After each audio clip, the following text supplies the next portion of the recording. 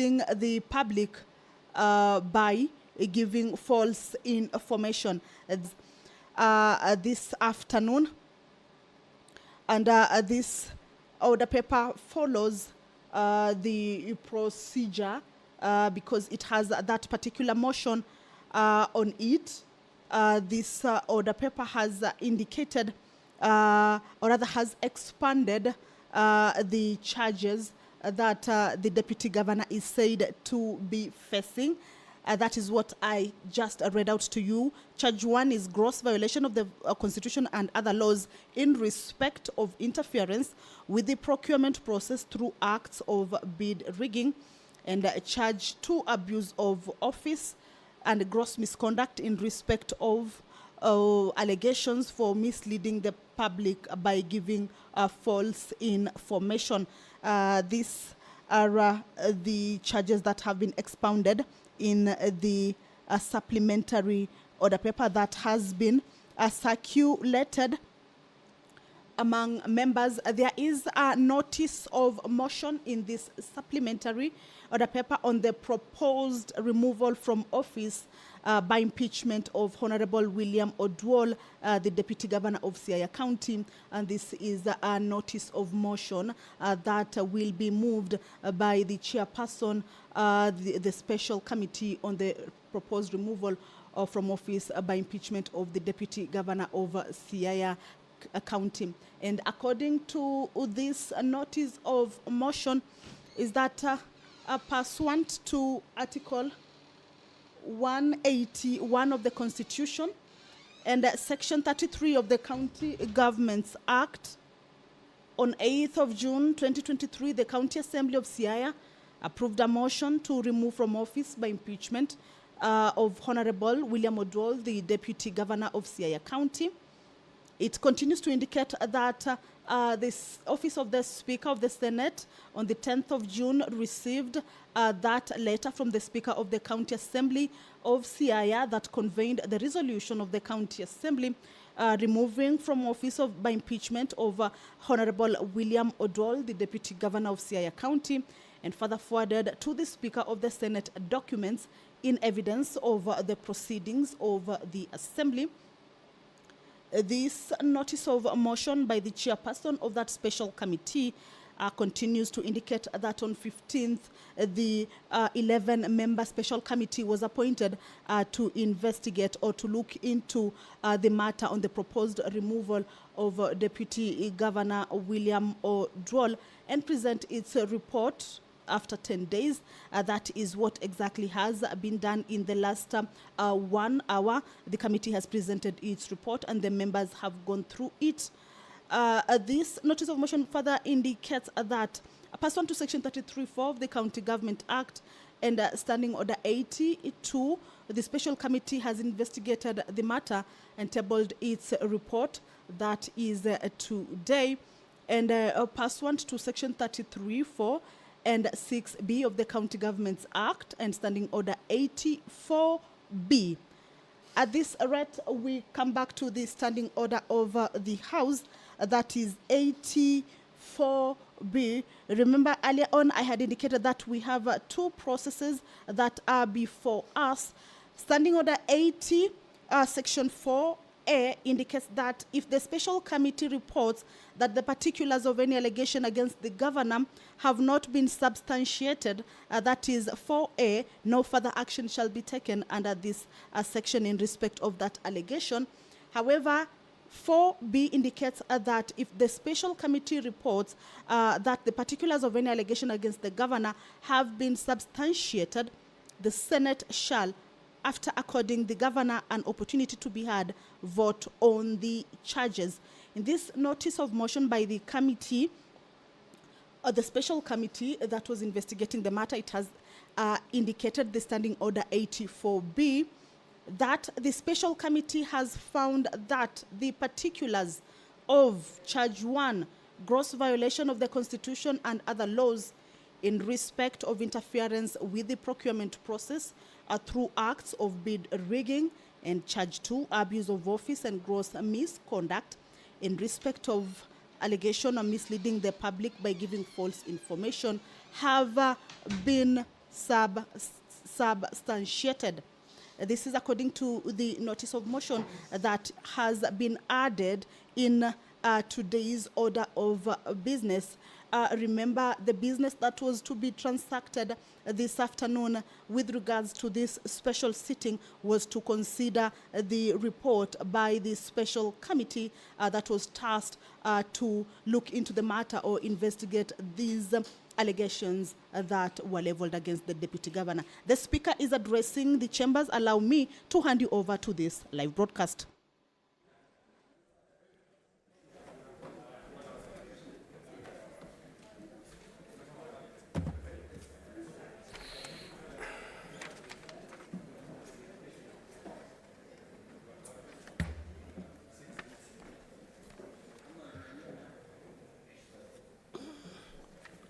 Senator Bet Sengo.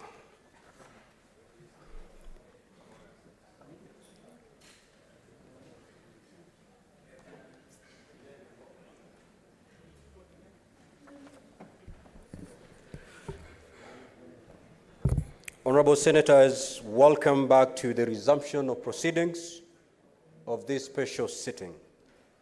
I believe that you have now had the opportunity to go through the report of the Special Committee on the proposed removal from office by impeachment of the Honorable William Oduol, the Deputy Governor of Siaya County.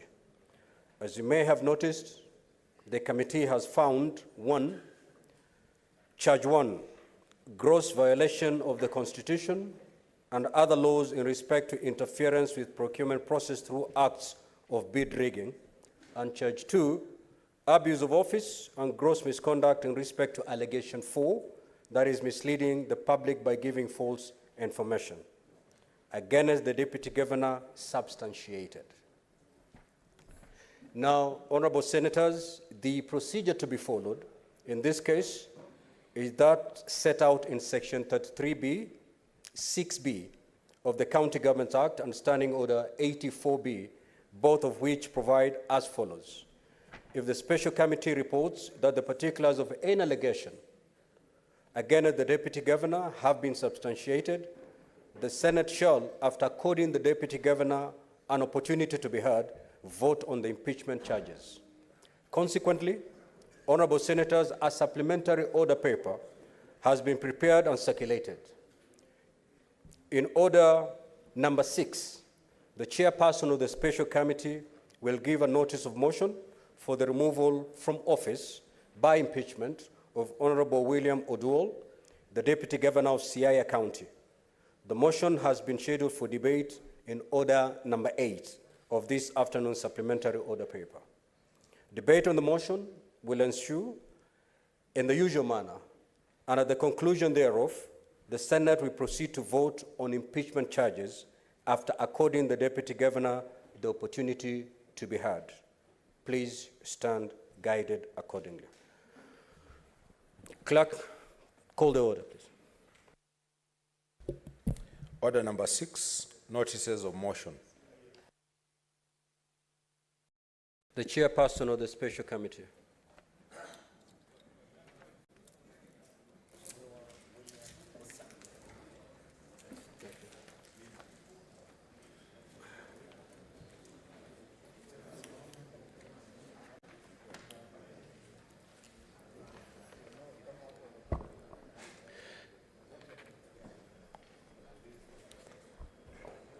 Honorable Speaker, I beg to give a notice of the following motion that the proposed removal from office by impeachment of Honorable William Oduol, the Deputy Governor of Siaya County. Honorable Speaker, that whereas pursuant to Article 181 of the Constitution and Section 33 of the County Governments Act on 8th of June 2023, the County Assembly of Siaya approved a motion to remove from office by impeachment of Honorable William Oduol, the Deputy Governor of Siaya. Honorable Speaker, and whereas by letter reference CASADM/33/04 dated Friday, 9th June 2023, and received in the office of the Speaker of the Senate on Saturday, the 10th June 2023, The Speaker of the County Assembly of Siaya conveyed the resolution of the County Assembly removing from office by impeachment of Honorable William Oduol, the Deputy Governor of Siaya County, and further forwarded to the Speaker of the Senate documents in evidence of the proceedings of the Assembly. And whereas, pursuant to Section 33, subsection 3, subsection B of the County Governments Act, and Standing Order 80, subsection 1, subsection B of the Senate, by resolution on Thursday, the 15th June, 2023, appointed a special committee comprising of 11 of its members to investigate the matter on proposed removal from office by impeachment of Honorable William Oduol, the Deputy Governor of Siaya County, and to report to the Senate within 10 days of its appointment on whether it finds the particulars of the allegations to have been substantiated. Further, whereas, pursuant to Section 33(4) of the County Governments Act and Standing Orders 80, subsection 2, the special committee has investigated the matter and tabled its report today, the 26th of June, 2023.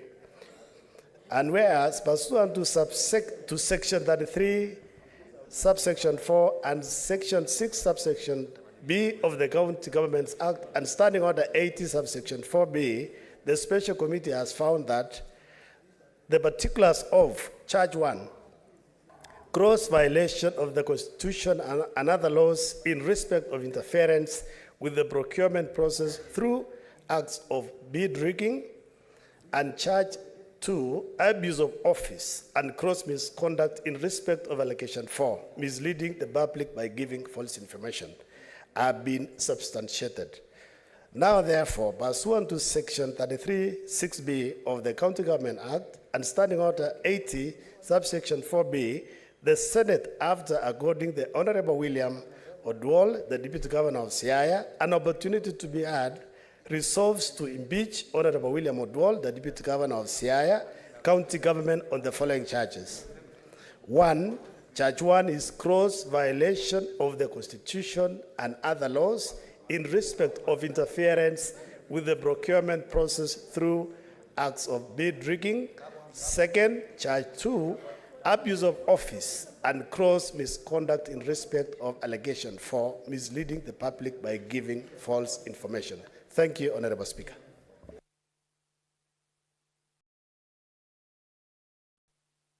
This notice of motion, yeah, that was, you are misleading me.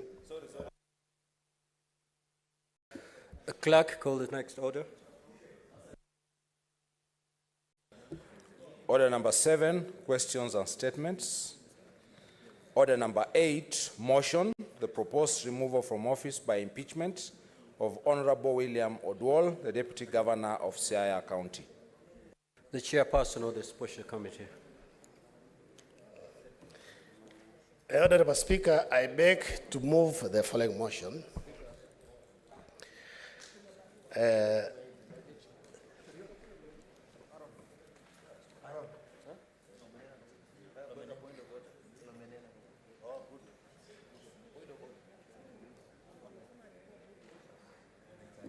What is your point of order, Senator Aaron Cheriot?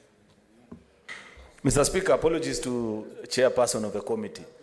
But there's an increasing habit on the side of a minority, Mr. Speaker, of members coming to this house inappropriately dressed. Senator Eddie Okech, Mr. Speaker, if you look at him as he is presently before the House, Mr. Speaker, you will realize he is with a shirt that is unbuttoned, and that is not possible. Unless maybe for health reasons, Mr. Speaker, that is not the proper way of appearing before the House, Mr. Speaker.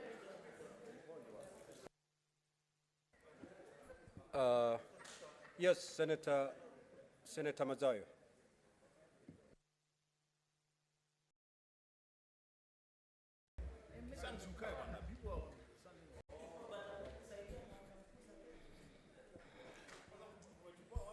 Bwana Spika, ni jambo la kusikitisha kuona kwamba hata pole yule ndugu yangu Cheriot hawezi kumwambia seneta mwenzake, japokuwa kwamba kuna motion hapa, lakini nataka kusema hivi Bwana Spika. Bwana Spika, kama unavyoelewa, tulipokuwa katika mkutano wa leo wa SHBC, tumesema kwamba aruhusiwe aje yeye mwenyewe vile alivyo hivi sasa, vile amevaa, kwa sababu ndio nafasi ya mguu wake, ama pale alifanyia operation inaweza kuwa sawa sawa. Kwa hiyo wewe mwenyewe ukapitisha ya kwamba wewe kama uko mkutanoni shauri yako. Kwa hiyo Bwana Spika, nasema ya kwamba kwa sababu umepitisha ya kwamba Eddie anaweza kuingia ndani ya bunge, hali ikiwa amevaa nguo ambazo zitaweza kumsaidia kutembea na kuwa sawa pale atakapokuwa ameketi, ndio sababu unamuona Eddie haketi pale, ameketi leo peke yake na anaketi hapa katikati. Kwa hiyo mimi nasema ya kwamba vile alivyosema ndugu yangu, nataka kumjulisha ya kwamba hilo ni jambo ambalo tumesema katika mkutano na tumekubaliana. Asante Bwana Speaker. Now, order, honorable senators. We have a very weighty matter before us. And I have seen the way Senator Eddie is dressed up. I know Senator Eddie has undergone an operation.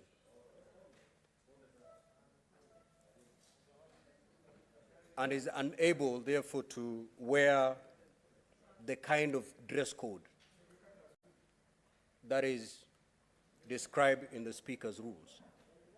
And therefore, because of his health condition, I will allow Senator Eddie to participate in these proceedings. Proceed, Chairman.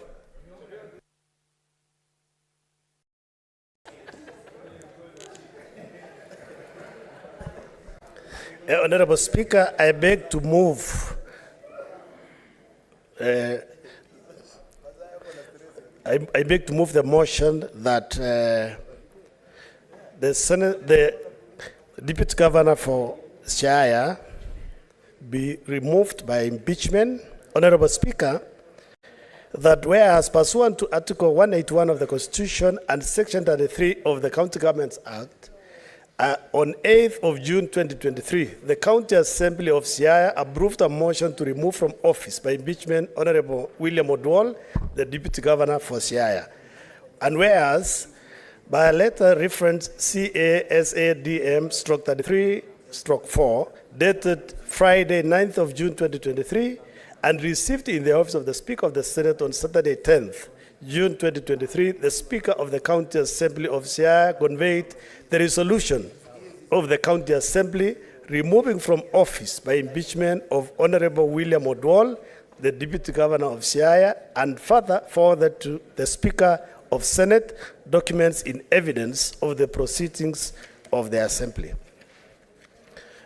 Honorable Speaker, whereas pursuant to Section 33, subsection 3B of the County Government Act and Standing Order 80, subsection 1B, the Senate by resolution on Thursday, 15 June 2023, appointed a special committee comprising of 11 members to investigate the matter on the proposed removal from office by impeachment of Honorable William Oduol, the Deputy Governor of Siaya County, and to report to the Senate within 10 days of its appointment on whether it finds the particulars of the allocations to have been substantiated.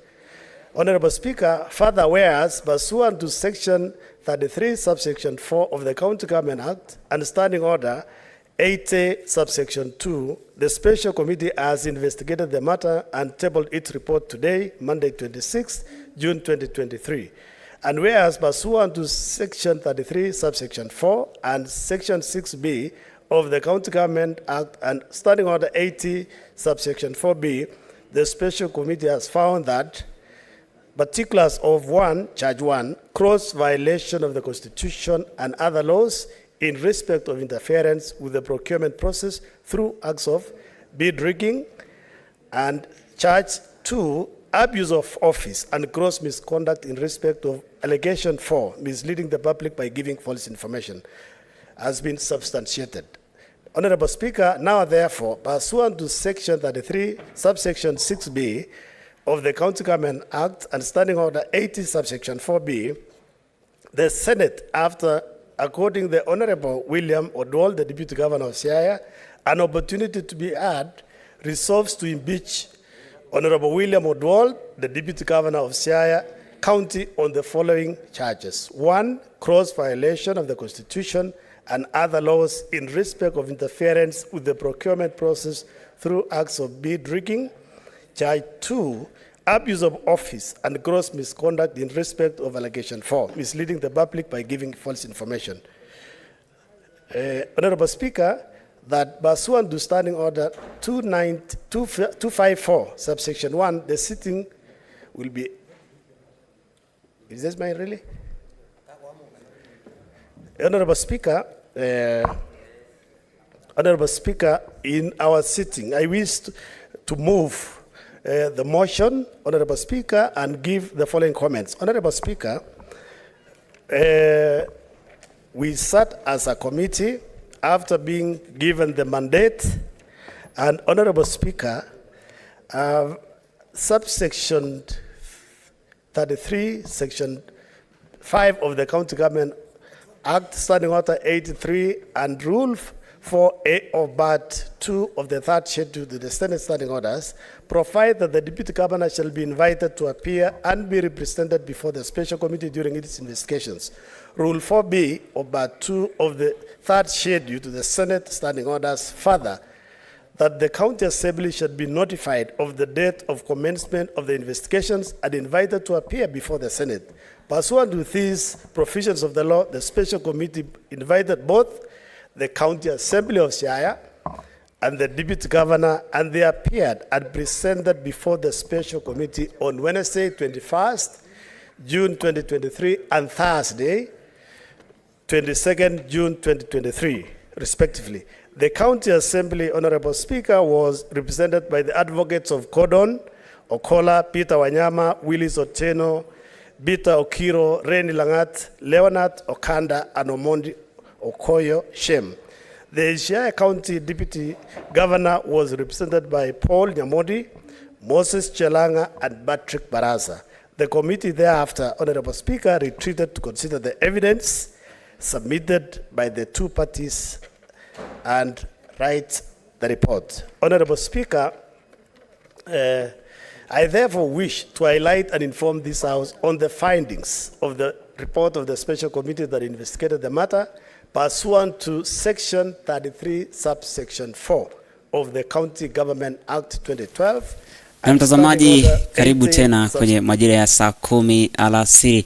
Moja kwa moja mtazamaji, kama unavyoona ni kwamba kwenye bunge ni kwamba kamati ya maseneta ambao wanaendelea kumhoji naibu gavana William Oduol inaendelea kwa sasa bungeni kutathmini hali halisi na hatima yake ya kungatuliwa na bunge la kaunti ya Siaya. Kama unavyoona mtazamaji, baadhi ya wabunge kwenye kamati ambayo iliteuliwa kwa maseneta 11 kutatua hali hisia kuhusiana na sakata ambayo ya ufisadi inamkabili naibu gavana Oduol kutokana na jinsi bunge la kaunti la Siaya lilipopendekeza kesi hiyo kusikizwa ama kupigwa msasa kwa kile walichokitaja kama ufisadi katika afisi ya naibu gavana William Oduol.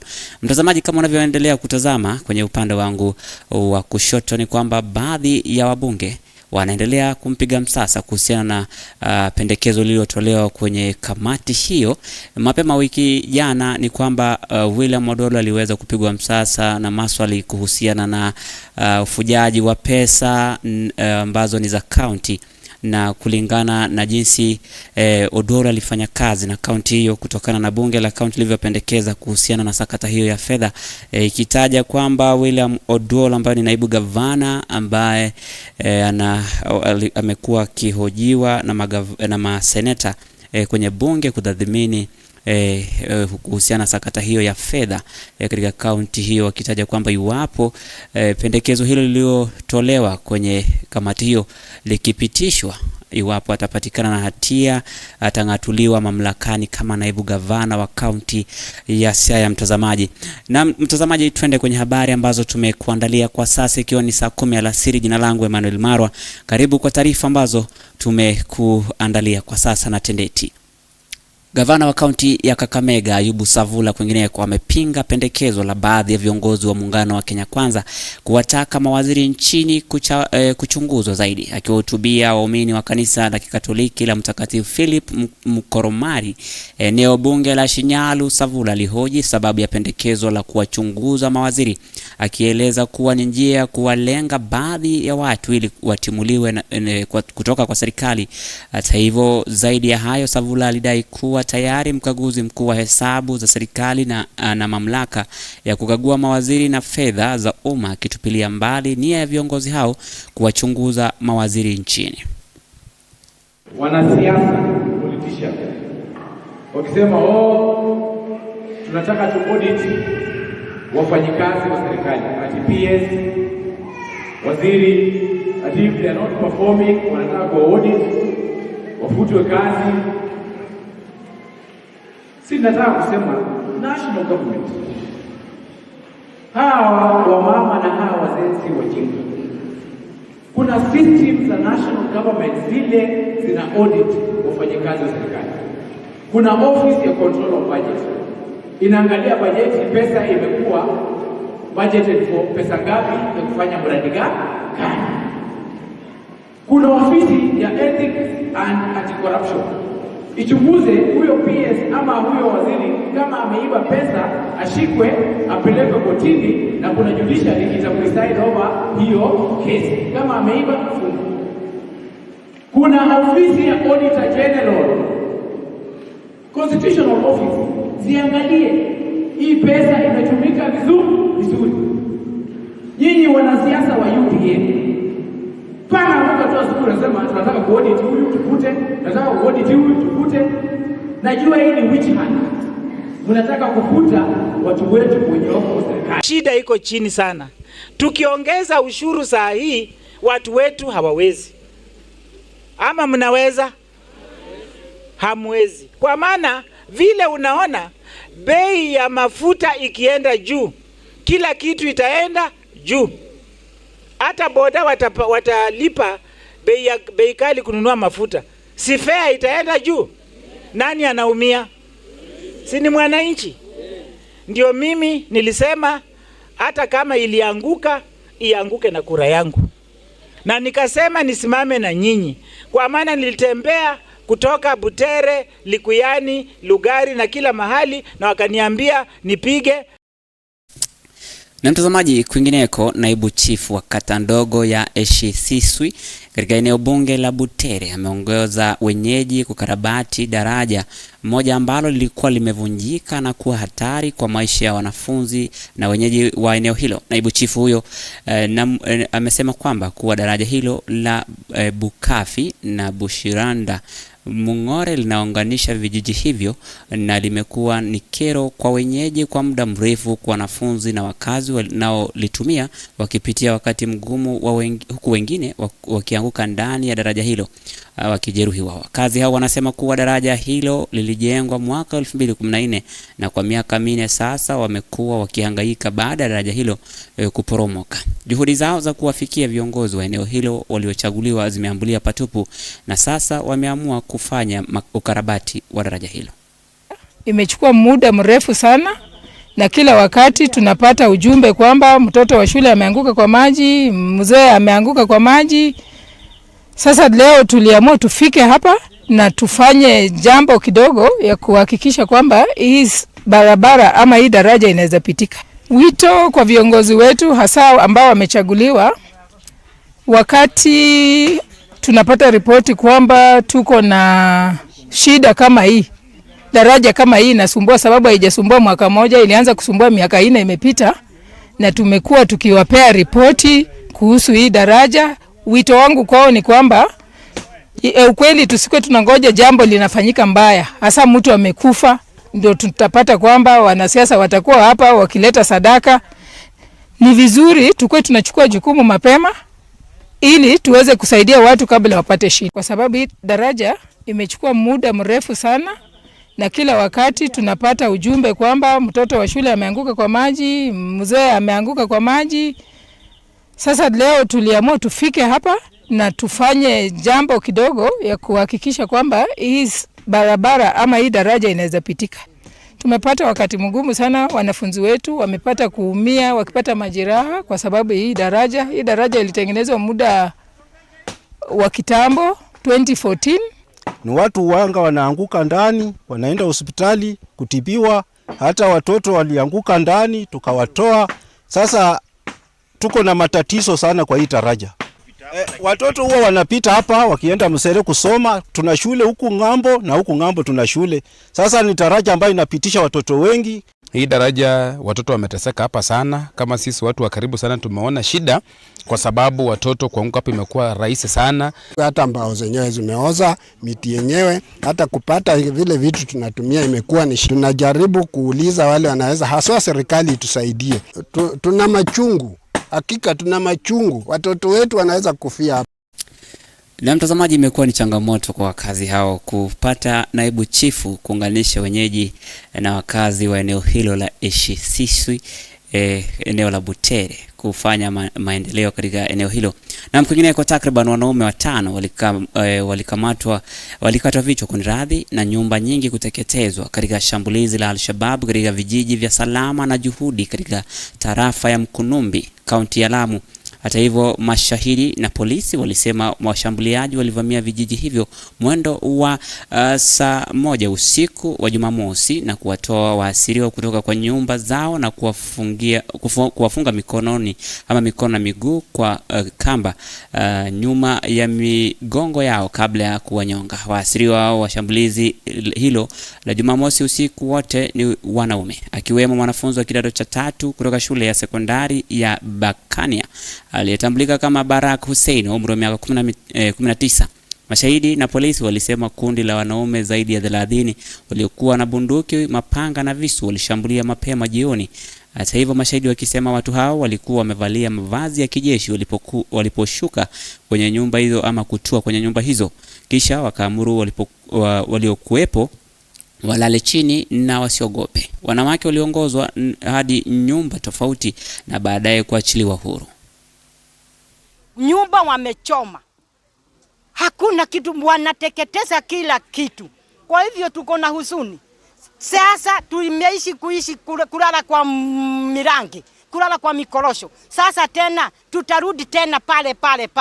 Hii ni kitu wakinajilundia kila mwaka, kila mwezi, na tunauliza tutaishi hivi Na kwingineko mtazamaji, mswada uliokuwa umeibua wasiwasi mkali, huku sasa Rais William Ruto Jumatatu hii leo aliidhinisha mswada huo wa fedha wa mwaka 2023 baada ya wabunge kuidhinisha hatua za ushuru zilizolenga kuongeza shilingi trilioni 3.6.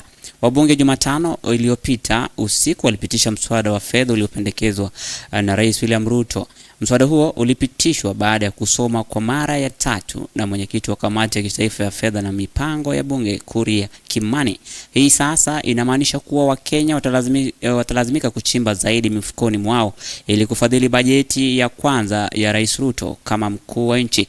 Mswada huo ulipitisha hata wakati upinzani wa chama tawala kikishiriki katika mjadala mkali kuhusu mapendekezo yaliyomo. Mswada huo ulikuwa na mapendekezo 87 ya marekebisho, baadhi yakiwa yameidhinishwa Jumanne iliyopita.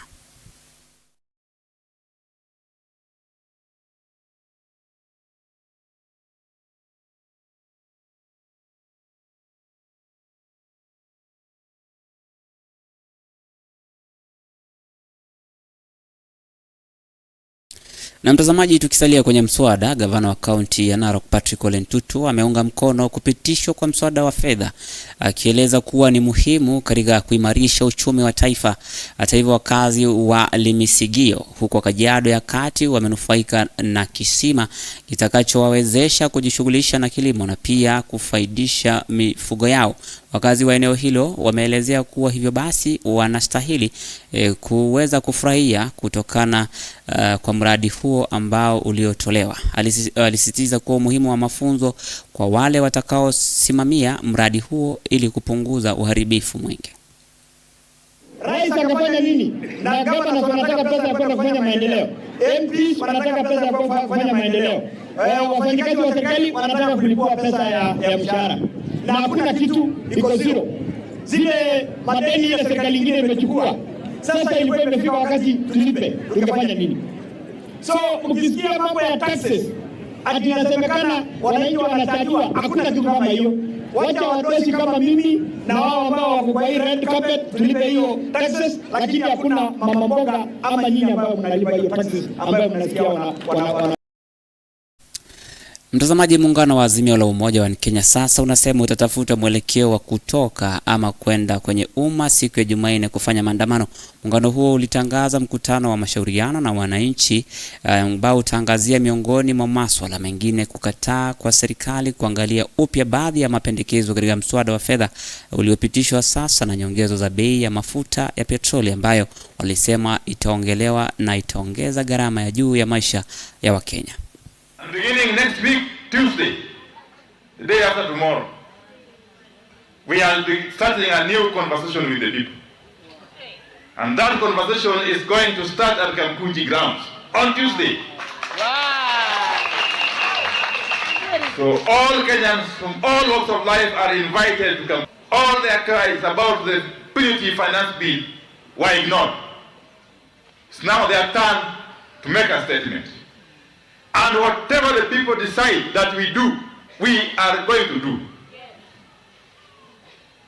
Whatever they tell us on Tuesday to do going forward, we are going to do. And I want to challenge the government of the Republic of Kenya that one of the things that is happening which is bringing destruction to our constitutional order is the destruction of political parties. Poaching and destroying political parties is going to take people centuries back and interfere with the democratic process. Na mtazamaji, kwingineko, naibu rais Rigathi Gachagua sasa anasema vyombo vya habari vya Kenya viliupa mkutano wa mabadiliko ya hali ya hewa nchini Ufaransa kwa upana licha rais kupokea sifa kutoka kwa mataifa mengine kwa uwasilishaji wake wa ujasiri na sahihi. Rais Ruto alishtumu mfumo wa fedha duniani IMF na Benki ya Dunia kwa kuwa nyenzo zinazotumiwa na mataifa za magharibi kuweka Afrika chini. Tuko barabara siku ya Jumanne, tumewakaribisha. Kuna shida, si barabara ziko tu, kuna bahali zimeenda. Kuna bahali zimeenda. Bora tu wasiharibu mali ya Mkenya. Hiyo tu. Hiyo no go zone. Weka sufuria kwa kichwa, piga kelele, muende nyumbani jioni. Lakini mali ya Mkenya, hapana, hiyo haiwezekani. Si lazima tuambiane ukweli. Lazima tuambiane ukweli. Hii mali watu wanatafuta na shida mingi. Kwa hivyo nyinyi mkuja mpige kelele, kifika jioni muende pumzike, mjiangalie kwa TV jioni, kwa sababu hiyo watu ya TV hiyo wataonesha. Hiyo wataweka mpaka live, your excellency. Ile ya kuharibu mali ya watu, hiyo wanaweka, wanafuatilia, wametoka hapa, wamefika hapo, sasa imeharibu tia gas, ndio hiyo wanaweka. Lakini mambo. Na mtazamaji, habari hii inatufikisha mwisho wetu wa habari za saa 10 alasiri. Mtazamaji, moja kwa moja mtazamaji, na kupeleka kwenda kwenye bunge la seneti kwenye kamati maalum ambayo kwa sasa inaendelea kumhoji naibu gavana wa Siaya William Oduol kuhusiana na sakata hiyo ya fedha kutoka kwenye kaunti, ambapo imetaja masuala mengi wiki jana kuhusiana na ununuzi wa kiti cha shilingi milioni 1.2 na zaidi. Hata hivyo, wabunge ama maseneta hao walioteuliwa kwenye kamati ya kuchunguza swala hilo inaendelea kusikiza malalamishi kutoka kwa William Oduol kuhusiana na sakata hiyo ya fedha, huku William Oduol akizidi kupinga kwamba hakuhusika na hakuweza kwenda kinyume cha katiba kuhusiana na ofisi yake. Point, shall the Senate sitting in plenary prosecute a matter as important as an impeachment motion without undue regard to party positions. I'm not saying that it should happen now. I'm not saying it should happen tomorrow, but I'm saying, Mr. Speaker, on a matter as important and as weighty as an impeachment motion, it's an opportunity that we have to safeguard devolution by debating and voting purely on account of evidence and facts presented before this Senate. So, Speaker, the committee that we put in place to deal with this matter has returned 2 verdicts on the positive impeachment of the Deputy Governor of Siaya. On the first verdict, Mr. Speaker, the committee, and I have not seen a dissenting report from the committee, so I assume that the committee has unanimously agreed that the Deputy Governor of Siaya has grossly violated the Constitution. That is the verdict of the committee, Mr. Speaker. Mr. Speaker, our impeachment proceedings and the requirements for impeachment are very clear and straightforward. That if a person set to be removed from office by way of impeachment. What is your point of order, Senator Tabitha? Thank you, Mr. Speaker.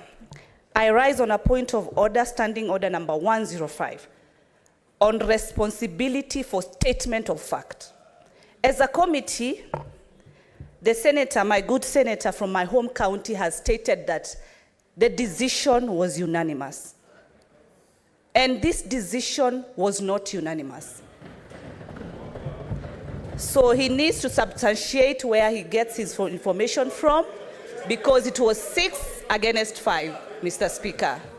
Senator Tabitha. Senator Mogeni, you're out of order. Yes. Senator Mazayo, the chair is addressing the House. Senator Tabitha, I wish you could have stood on a point of information to inform Senator Enoch that indeed, as a member of that committee, you have the correct information that that report was not voted unanimously. I just do not see how that can warrant to be called a point of order, and therefore I proceed to overrule it. Yes, Senator Boni, what is your point of order? Mr. Speaker, this is a house of record. And Mr. Speaker, I cannot imagine challenging the decision of the chair. But Senator Tabitha Mutinda has moved perfectly in order, understanding Order 105. Mr. Speaker, Senator Wambua has misled the House. The vote was 5 against 6, 5 against and 6-4. And therefore... Senator Boni, just have your seat. I honestly don't see why this matter is generating into a debate. Senator Tabitha has given the information as a member of that committee that there was no unanimity in adopting that report. Leave it there, proceed.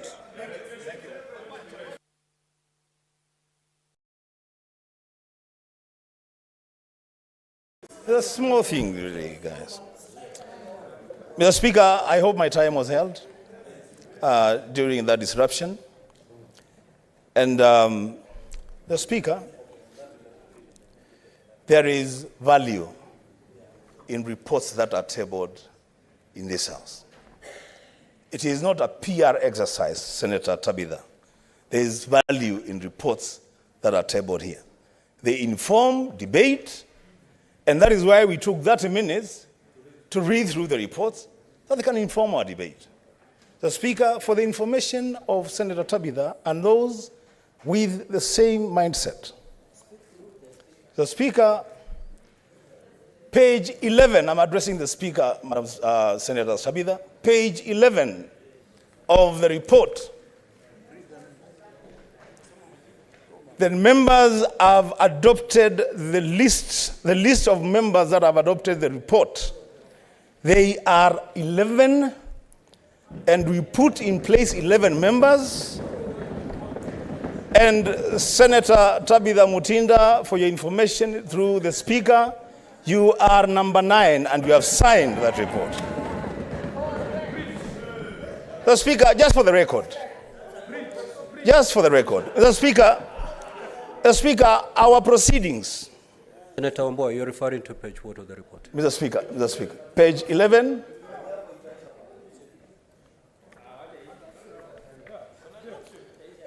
The adoption report, Mr. Speaker.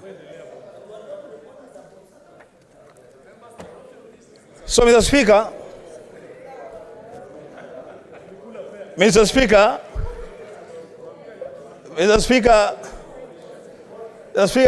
can you order that the Senator of Gitui be heard in silence?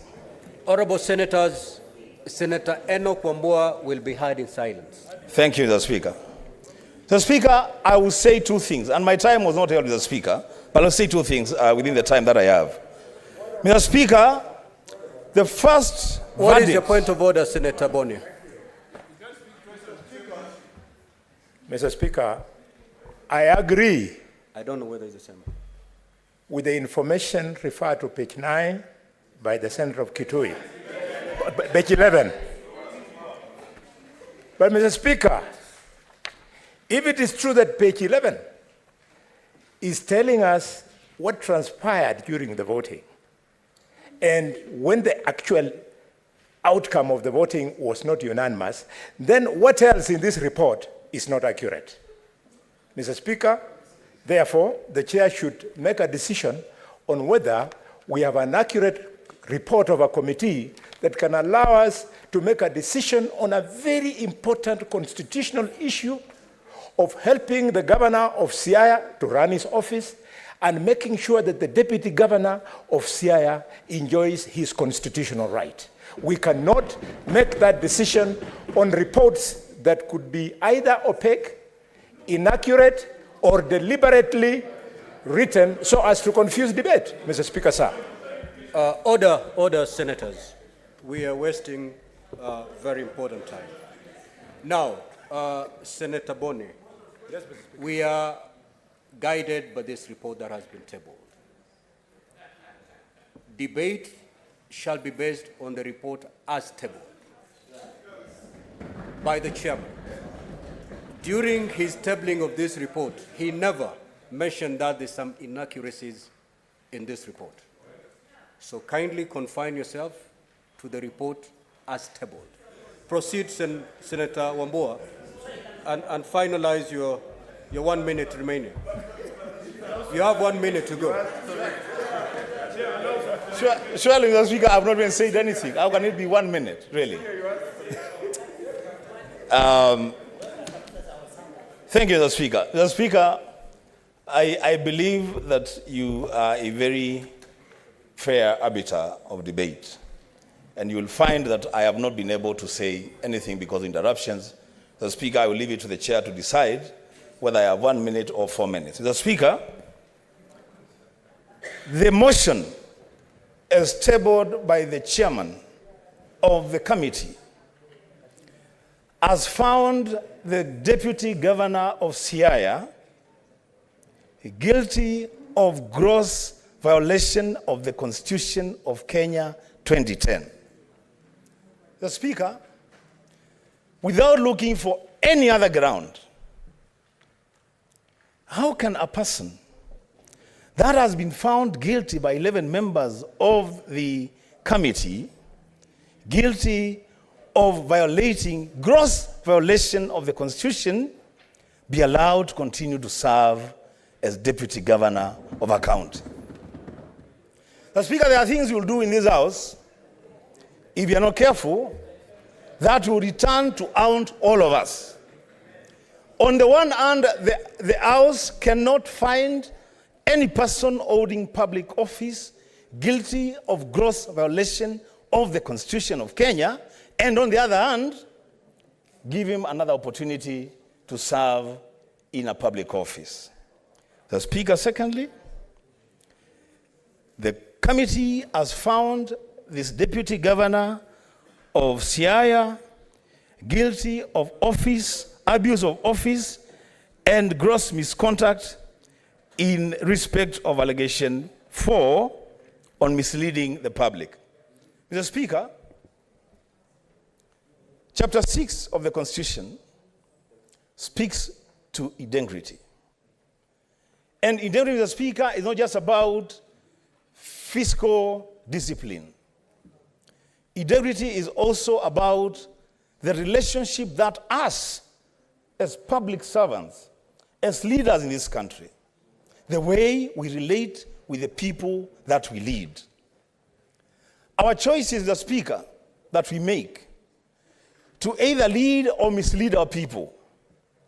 The Speaker, the Deputy Governor, on his own admission, in the same report, and the Speaker, I would very quickly add that if actually the committee, a section of the committee, is uncomfortable with page 11, there's nothing that would have stopped them from moving a motion to expurge page 11 from their own report.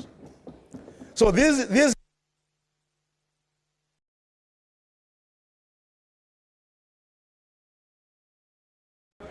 Senator Thangwa.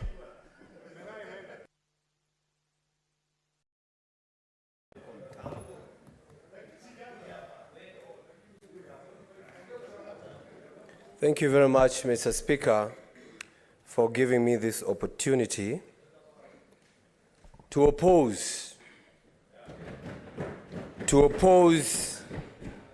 that recommendation and that report from the committee.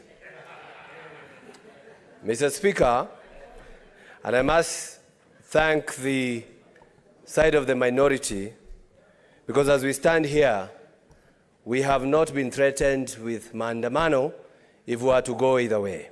So I can say we are fine. Mr. Speaker,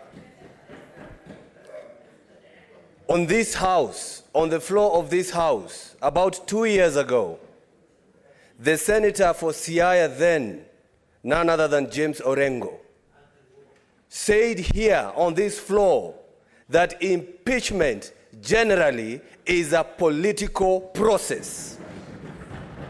Mr. Speaker, the question I'm asking the members of this House, are we going to be used to sanitize the politics of Siaya, Mr. Speaker? Mr. Speaker, when I look at this report, and I want to tell the members of this House who are saying about page 11, we do not know how they arrived on this, Mr. Speaker, but of course they signed on a report that was agreed by the majority. Just to say, yes, we agreed to what we said, nevertheless not talking about the number 6 and number 5, Mr. Speaker. But I want to ask myself, Mr. Speaker, when you say you're removing somebody from office because he said in public that a certain CS was forced to resign, Mr. Speaker, is that a threshold enough to remove somebody from office? How many times have we been lied to, Mr. Speaker, by leaders whom we respect from either side, Mr. Speaker? Mr. Speaker, on that issue of political process, I keep on asking, are we going to allow this House to be used to play politics of Siaya, Mr. Speaker? And that's why I oppose that report. Mr. Speaker, we are told by that report that the said Deputy Governor was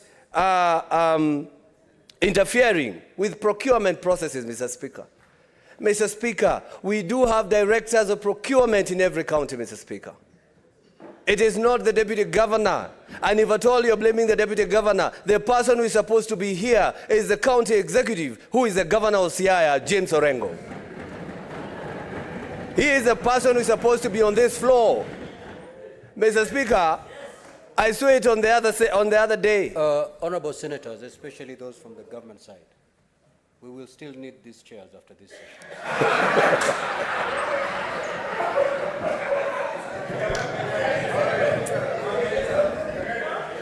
Thank you. I think I still have my 1 minute. Mr. Speaker, this House has been sitting here discussing important motions, important issues, having the CSs coming here to discuss matters of national importance, but the minority move out or always go out of the House. They are now here, Mr. Speaker, just to kick out somebody because somebody said a certain county secretary was forced to resign. Mr. Speaker, is that what we want this Senate to go down as? A House that discusses irrelevancies? Mr. Speaker, do we want this House to be taken as a House that only discusses on removal? That's why their side is full, Mr. Speaker. Look at them. Beautiful. They are here. Mr. Speaker, look at them. Look at them. Look at them, Mr. Speaker. But when we are discussing issues of the county the national importance, they move out. I ask them to move out even now. Go, so that's Siaya. What is your point of order, Senator Eddy? Senator Eddy, what is your point of order?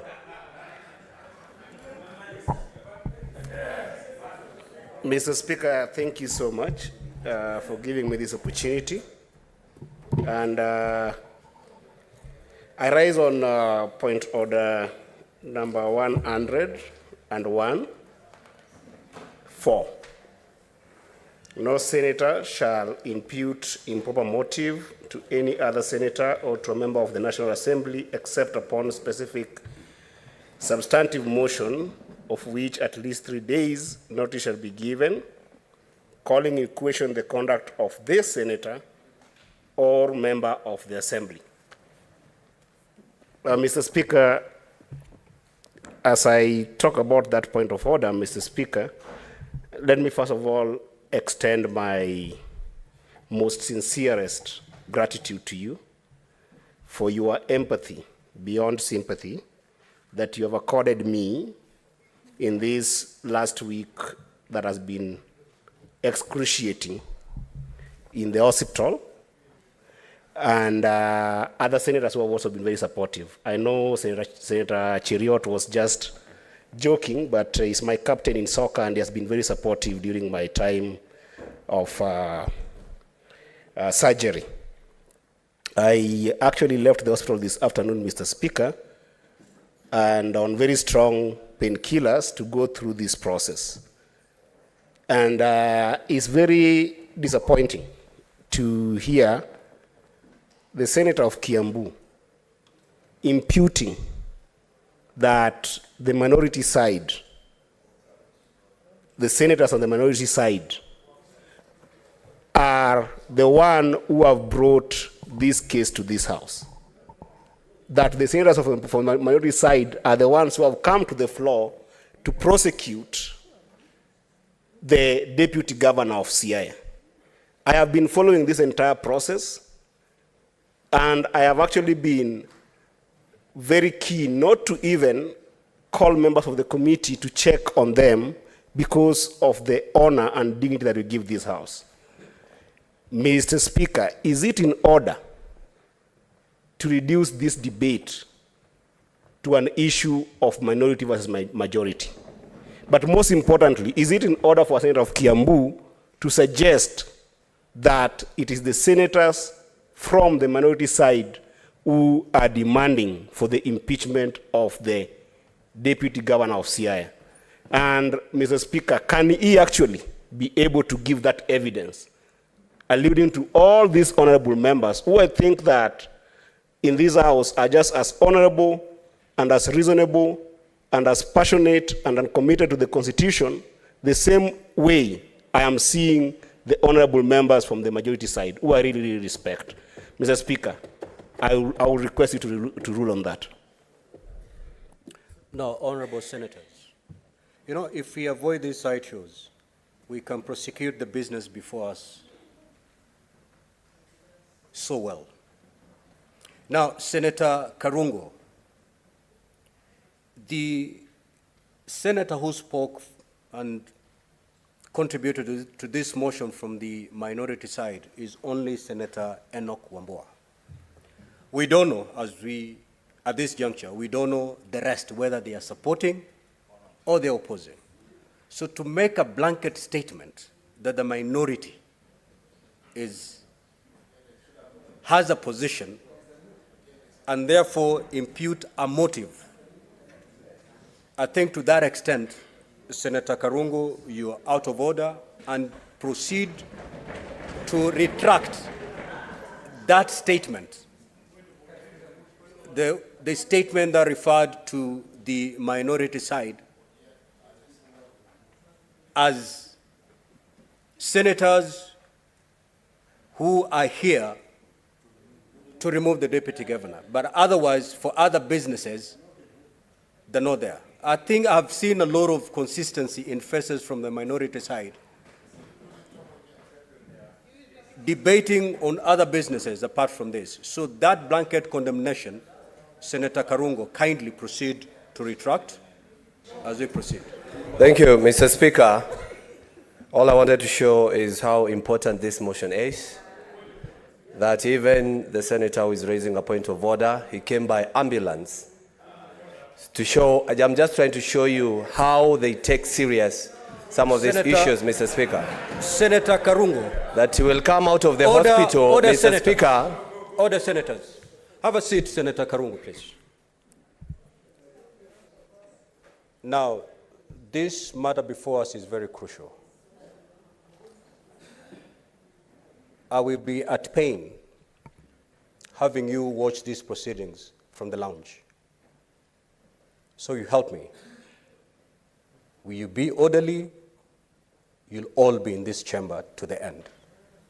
The way we are moving, we may end up going to voting with very few of you. Kindly, Senator Karungo, I have ruled you are to stand and retract that statement, not to explain yourself. I have ruled on your statement.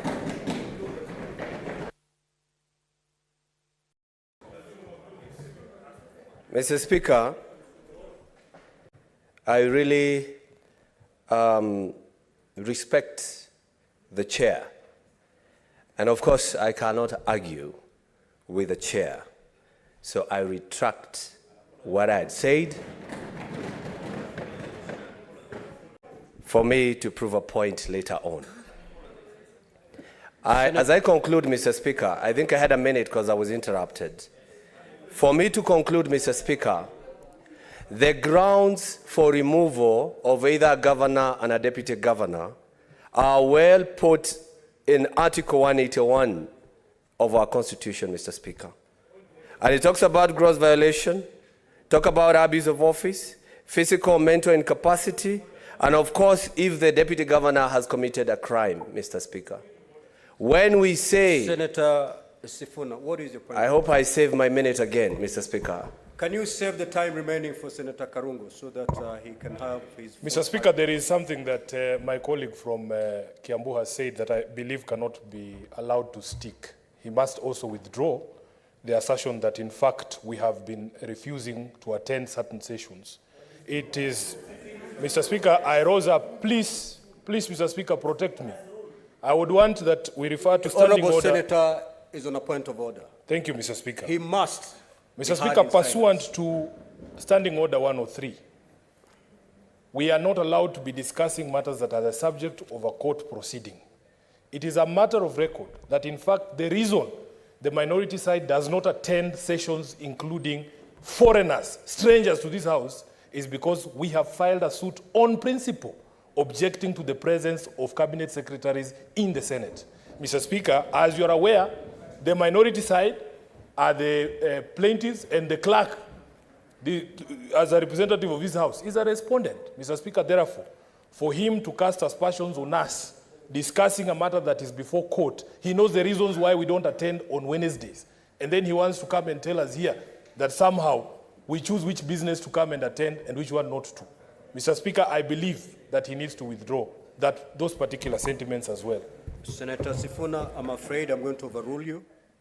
That does not amount to a point of order. Proceed and conclude your intervention, Senator Karunga. Thank you very much, Mr. Speaker. Instead of, anyway. Mr. Speaker, I was talking about Article 181 that gives the grounds for removal of anybody from office. Gross violation of the Constitution.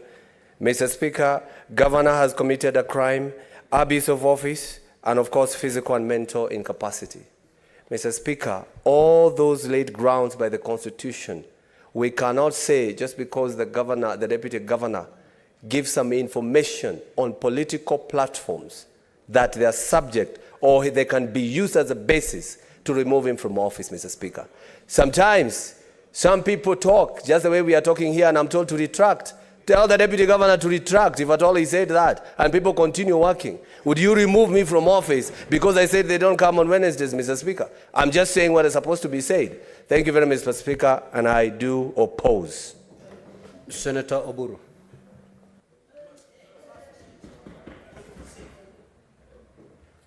Senator Oburu, proceed.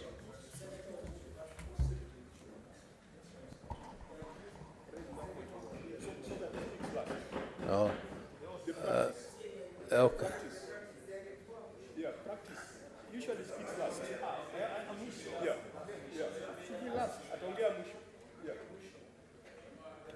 The Speaker has called Senator Oburu.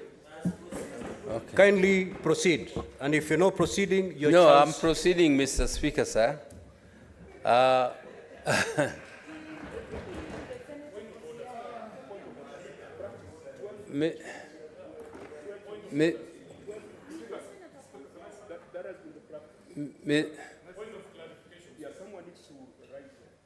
Senator Mogeni, what is your intervention? I will allow it understanding of the one. Yes, Mr. Speaker, as a colleague, I really never want to challenge the ruling of the Speaker. But, Mr. Speaker, there is a tradition that has been set in this House, Mr. Speaker, that any time we have impeachment proceedings, we try as much as possible to leave the host senator or the senator whose governor or deputy governor is being impeached to speak last.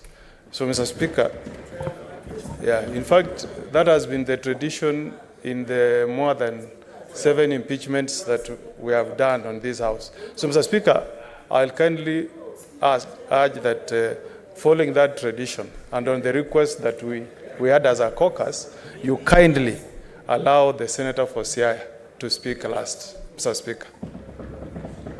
I'm informed that the tradition is the host senator does not even speak on such a matter.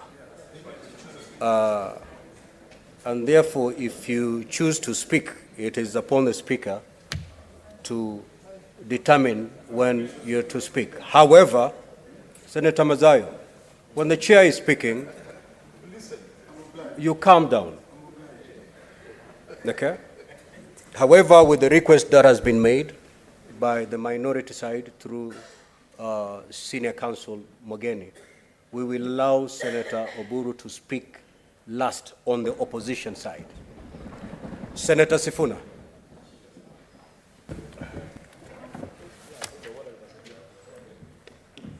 Thank you, Mr. Speaker. Allow me to begin as my colleague has done by thanking the members of the committee for a job very well done, Mr. Speaker. And that small discussion that was going on about page 11 and its contents, Mr. Speaker, I have only one observation to make.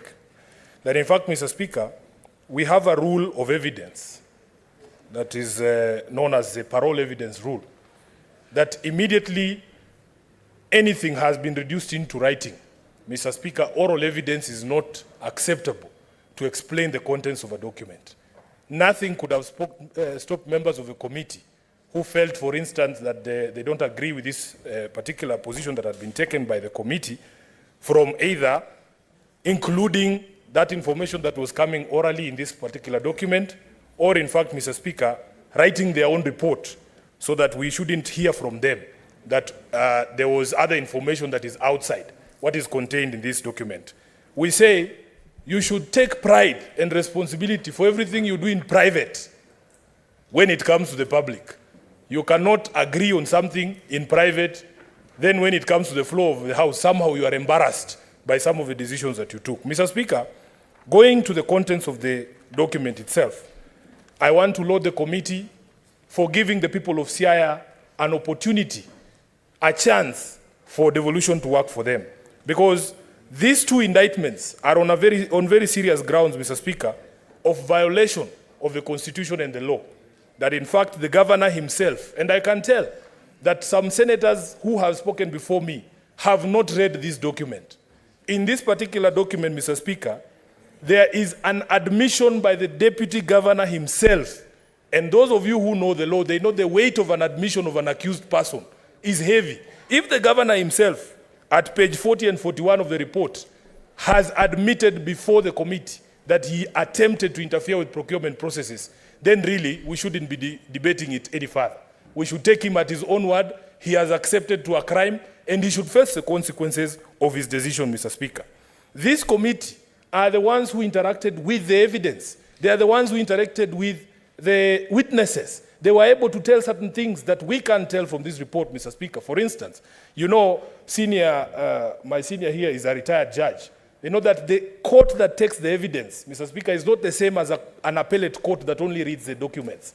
Because they're able to see the demeanor of the witnesses to tell whether somebody is being truthful or not truthful. It would be unfortunate that we can come up with a committee of this House.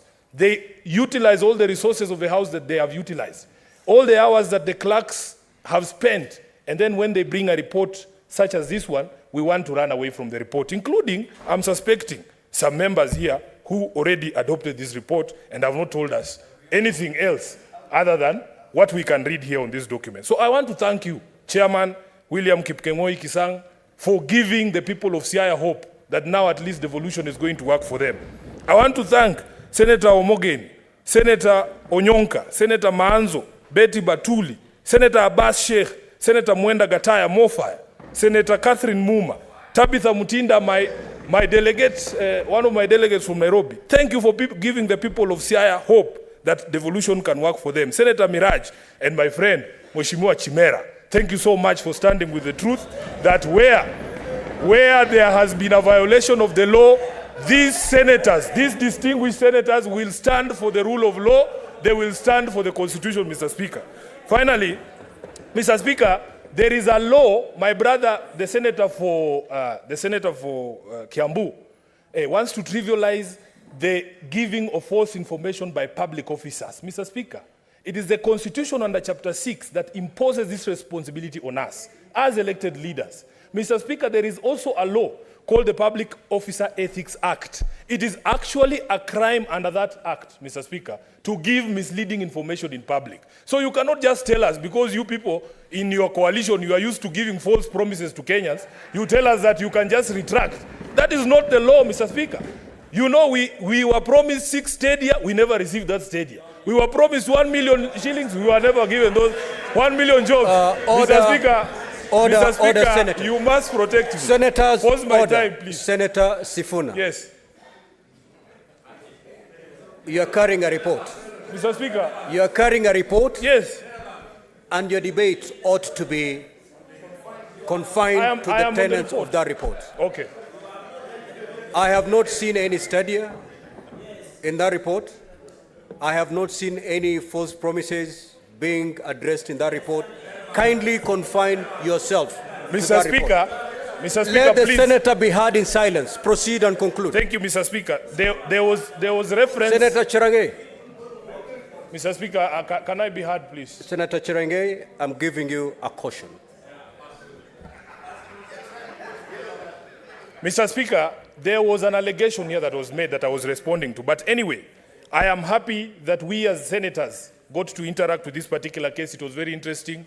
For the first time in my life, I got an opportunity to see what a 1 million shilling chair looks like. Unfortunately, because I was not a member of the committee, I was not invited to sit on it like my brother, Senator Chimera. And I think having sat on that seat is when Chimera realized that resources that are due to the people of Siaya cannot be used for such things. And I applaud the committee for actually saying that this cannot continue, Mr. Speaker. Lastly, Mr. Speaker,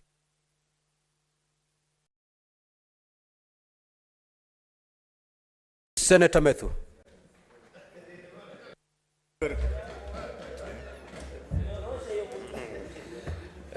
Thank you very much, Mr. Speaker, for according me an opportunity to vehemently oppose this report that has been brought on the floor of this House by the Special Committee. I don't want to spend a lot of time thanking them because my colleagues have spoken to them. As a very young legislator, Mr. Speaker, of this House, I have taken time to go and read and interact with the library of this House, Mr. Speaker. And one of the very quotable quotes that I would want to quote today, Mr. Speaker, is a quote that was made in 2014 by a very distinguished senator of Homa Bay, the first senator of Homa Bay, Gerard Otieno Kajwang, during the impeachment motion of the deputy governor for Embu, Dorothy Nditi. The good senator for Homa Bay said, I want to quote him, that a deputy governor, it is more difficult to divorce a deputy governor than to divorce a wife, Mr. Speaker. Because, Mr. Speaker, we should not and we cannot take advantage of the instruments of Parliament, Mr. Speaker, to settle political scores and for political expeditions, Mr. Speaker. Because, Mr. Speaker, even as we speak the many things that are being spoken about here, it begs the question, how long has the deputy governor been in power? How long has the deputy governor been the deputy governor of Siaya? Just 9 months ago, Mr. Speaker, the accusers of this gentleman, the deputy governor of Siaya, Mr. Speaker, were merrymaking with him when they were campaigning, and they were very, very happy moving around with him. And just 9 months later, out of issues that I don't want to speak about because they are not part of the report, Mr. Speaker, we are now here for an impeachment. But, Mr. Speaker, I understand where the senator for Kiambu is coming from. An impeachment is not just any other motion that we speak about on this House, Mr. Speaker. Once you have been successfully impeached, Mr. Speaker, because we must understand what are we speaking about. We might destroy the life of a person who otherwise would have been a very innocent person, because once you are impeached, Mr. Speaker, the law is very clear. You can never occupy any other office, Mr. Speaker. I have heard my very distinguished colleagues, and it is in the report, page 92, Mr. Speaker, that one of the charges against the deputy governor, Mr. Speaker, is issues to do with procurement, Mr. Speaker. Indeed, in the report, page 35 to 43, because one of our senators was accusing us of not having read the report, it is speaking about issues to do with disjointed procurement in Siaya, Mr. Speaker.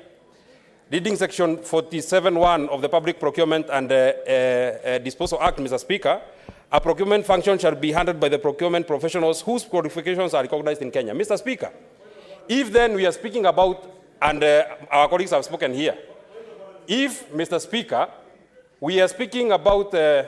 what is your point of order, I hope my time is... Serve the time, the remaining time for Senator Methu, please. 2 minutes. Senator Edu. Mr. Speaker, I seek your indulgence on this issue because we are in a very serious issue. And, Mr. Speaker, my point of order is point of order 104. If Senator Methu might sit, Mr. Speaker, the fact that I'm seated, I'm taking the floor. Mr. Speaker, point of order number 104 says a senator who wishes to speak on any matter in which the senator has peculiarity or proprietary interest shall first declare the interest.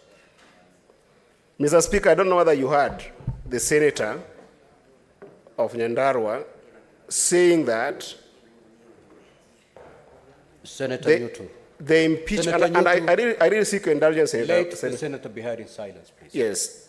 Mr. Speaker, it is on record that the senator has said that the deputy governor of Siaya is here, and the impeachment motion that is here for other issues that are not in the report.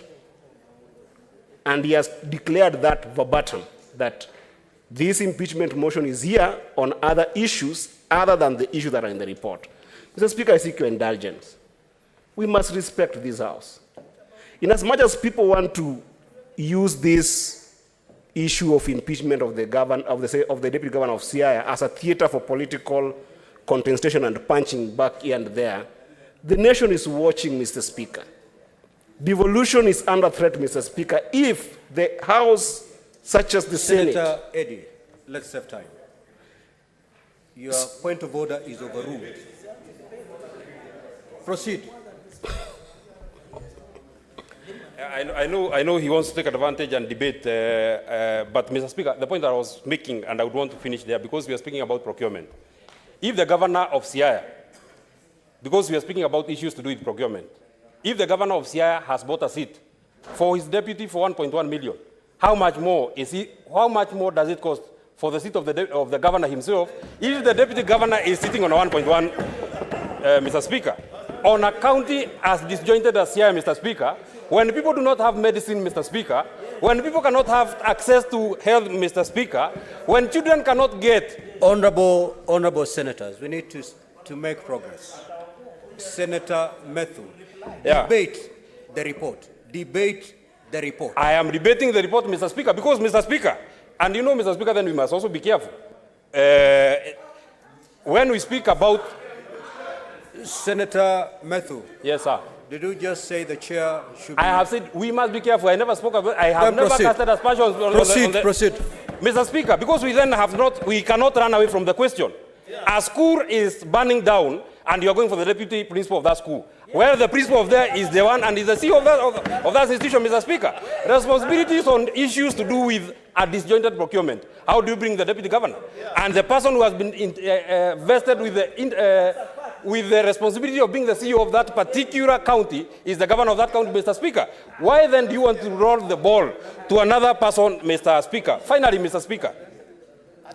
Finally, Mr. Speaker, because our friends have spoken, Mr. Speaker. In my very last comment, Mr. Speaker, we must be careful. We must deal with this matter because Senate is a house that is supposed to protect the interest, the justice, the equity of every. Senator Mogene.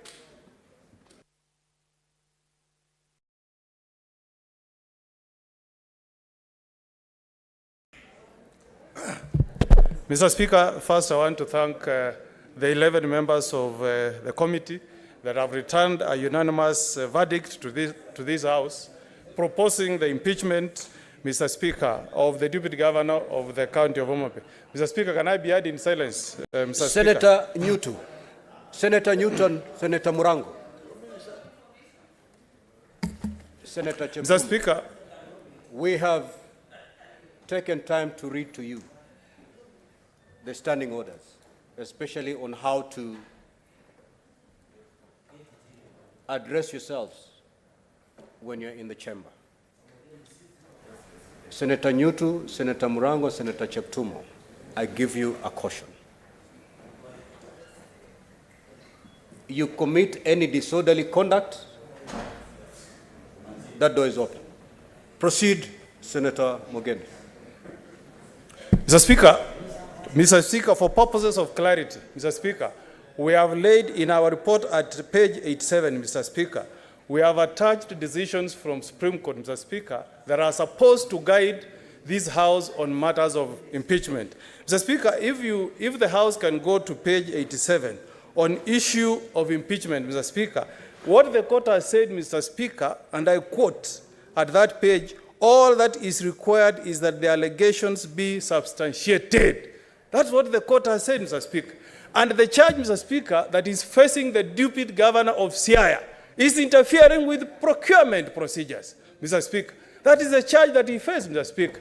And, Mr. Speaker, if you read the report and you read even the cross-examination of Senator Chimera, Mr. Speaker, that matter was established beyond reasonable doubt, not even on a balance of probabilities, Mr. Speaker. Mr. Speaker, this House, Mr. Speaker, has set the record. Mr. Speaker, we have impeached 2 governors. We have impeached the governor of Kiambu. We have impeached governor of Nairobi. Nobody has been impeached in this House, Mr. Speaker, for committing criminal acts, Mr. Speaker. It's issues of integrity, Mr. Speaker. As we speak here, Mr. Speaker, the report that is before the House, Mr. Speaker, demonstrates, Mr. Speaker, that the Deputy Governor of Siaya wanted to interfere with procurement and prevent youth and women of Siaya, Mr. Speaker, from benefiting from procurement. Mr. Speaker, where does he want the youth of Siaya to get opportunity to do business with the county government of Siaya? Where does he want the women of Siaya to get opportunities of doing business with counties, Mr. Speaker? You cannot, Mr. Speaker, allow such a deputy governor to continue occupying office, Mr. Speaker. And if you want to draw lessons, Mr. Speaker, even if you go to the US, Mr. Speaker, President Nixon, Mr. Speaker, was forced to resign from office, not because he committed any serious criminal acts, Mr. Speaker, but because he tried to interfere with the Watergate scandal, Mr. Speaker. So what is before this House, Mr. Speaker, is evidence that has been brought to this House demonstrating, Mr. Speaker, that the governor tried to interfere with procurement that was to benefit the youth and women of Siaya. Mr. Speaker, we should not allow a person who lives in a glass house to throw stones and get away with it, Mr. Speaker. When he appeared before the committee, Mr. Speaker, the deputy governor gave us an impression as a man who wanted to fight corruption in the county of Siaya, Mr. Speaker. He protested when the youth were being given these contracts, Mr. Speaker. But on the issue of the seat of 1.2 million, Mr. Speaker, he pretended that he was never aware, Mr. Speaker. How, Mr. Speaker, I'm asking this House, do you protect somebody who sits on a 1.2 million seat? And he pretends, Mr. Speaker, that he had nothing to do with the procurement of that seat. Mr. Speaker, the UDA administration, you have told us that you want to fight corruption. Today, we want you to demonstrate that indeed you want to fight corruption. If you want Kenyans to look at you as sheep in wolf's skin, we shall know today, Mr. Speaker.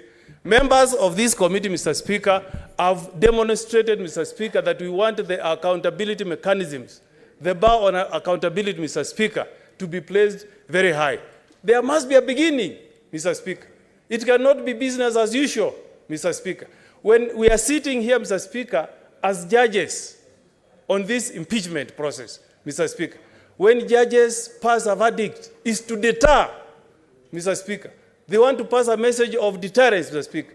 And this impeachment, Mr. Speaker, we want to send a message either to governors or to deputy governors, Mr. Speaker, that they should never interfere with professionals in procurement, Mr. Speaker. If we don't impeach, Mr. Speaker, if we don't pass this motion, we are opening a floodgate, Mr. Speaker, for governors, for deputy governors to start making calls to professionals in procurement to interfere with procurement processes. Mr. Speaker, Senator Mundigi.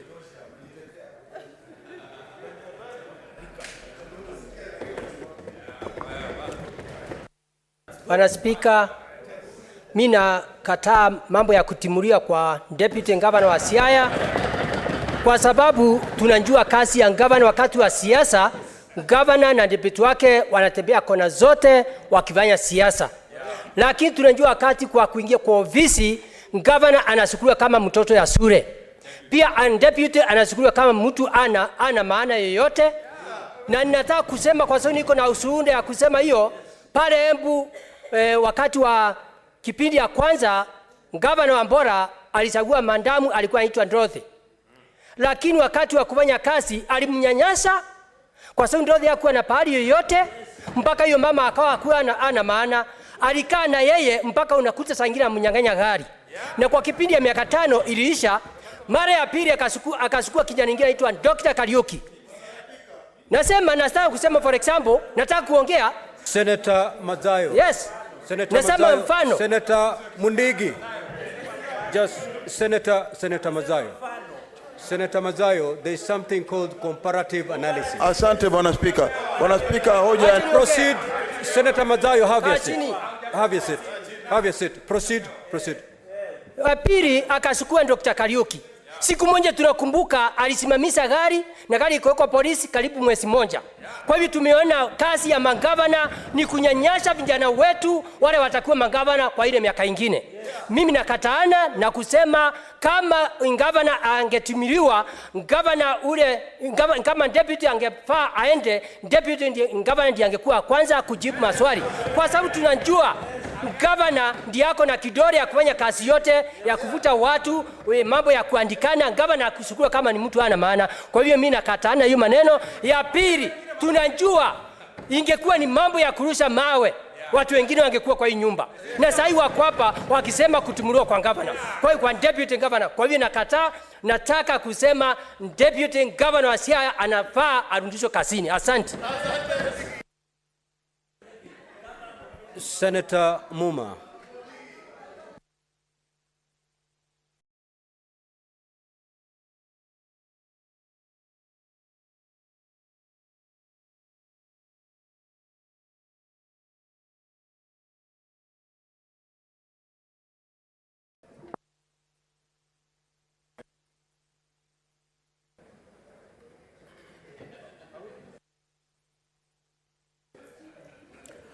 Thank you, Honorable Speaker, for the opportunity to contribute to this motion, which I support.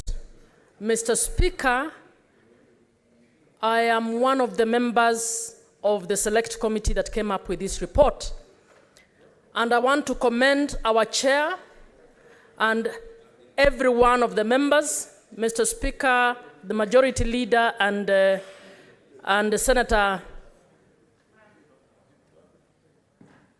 Methu are speaking loudly and actually interfering. Mr. Speaker, I believe the committee did its best in this matter. I see the debate is taking the model of the majority versus the minority. But in the committee, Mr. Speaker, we were able to canvass these issues very objectively. And it was a difficult decision arriving at the verdict we arrived at. And I would like to tell this House it could have gone either way. Mr. Speaker, of the two charges that were given, there were sub-allegations per charge, and some allegations were proven, while other allegations were not proven. Mr. Speaker, for those who watched and for the public, for Kenyan citizens who watched, you know that on some of those allegations, the deputy governor actually admitted. So, Mr. Speaker, when you look at the threshold at section 33(6) on what we are supposed to report as a select committee, we are supposed to bring a report indicating whether any of those allegations were substantiated. And that is what we have reported before this House, Mr. Speaker. I would want to support my chair in urging the House that beyond just looking at this as a political issue of the DG Siaya, Governor Siaya, or any other, we need, as a Senate, to bring our mind to the issue of how we can get devolution to work well by ensuring we have clarity around issues of relationships between the two top officers within counties. Mr. Speaker, procurement laws are very clear, and procurement laws have ensured that the process is insulated against interference. But we were able to find the evidence that there were attempts to actually interfere with procurement processes. Mr. Speaker, in fact, in one instance, we found that the DG, as chair of our task force, wrote directly giving a list of people to be paid bills, which is a protocol that is not provided for under the Public Finance Management Act. Mr. Speaker, so we are speaking about serious issues. The DG was in charge of the finances, as he puts it himself, but he did nothing in terms of he did not show us one policy he had put in place. There is a point of order, Senator Muma. Senator Kathuri is online on a point of order. Proceed, Senator Kathuri. Can I proceed? Clerk, we cannot see the senator.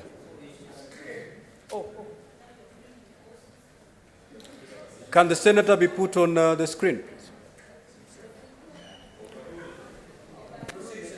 Proceed, Senator Muma. Thank you, Speaker. We were not able to be shown one memo or anything written that in terms of policies that the DG helped to put in place. Finally, Mr. Speaker, I'd like to speak to the issue of collective responsibility. Mr. Speaker, if the cabinet were to have a cabinet member or the deputy president, when he differs with a group, going out there to say that my government is not doing this, that, or the other, it would make things difficult. The DG admitted to us that he does not take seriously the principle of collective responsibility, which makes it difficult even as we try to reconcile them to ensure that that government, the DG, the governor, and the cabinet are able to work together. How can a cabinet trust somebody who will take off tomorrow to go and say, we have just discussed this, but I have told them I disagree with what they have discussed? Senator Muma, we have to take a point of order from the Honorable Senator Kathuri.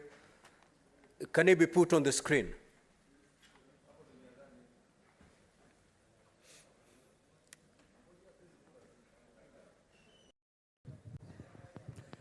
Yes, Senator Kathuri, what is your point of order?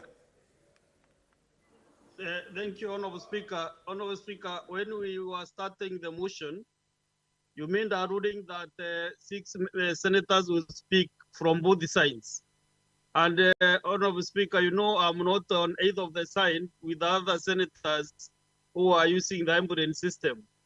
So I really wanted to catch your eye also so that you can recognize that we are on the queue. Senator Kathuri, that is not a point of order, but I've noted it understanding order 1. Proceed, Senator Muma.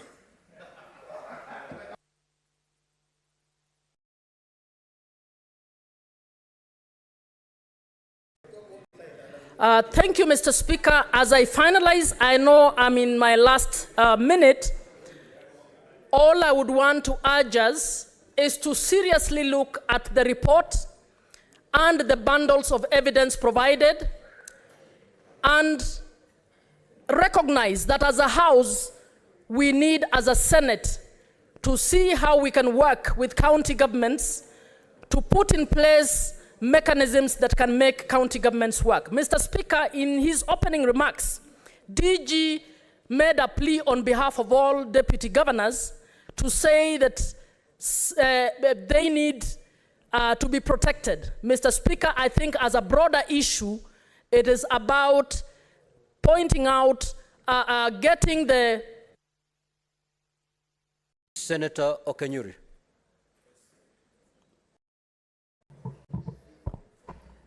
Thank you, Mr. Speaker, for this opportunity. I've equally had a chance to skim through this report. But let's face it, Mr. Speaker. The Deputy Governor for Siaya, Mr. William Oduol, is being vilified for personifying the politics of for actually personifying people who want independence from the politics that Nyanza has been for the last 7 years.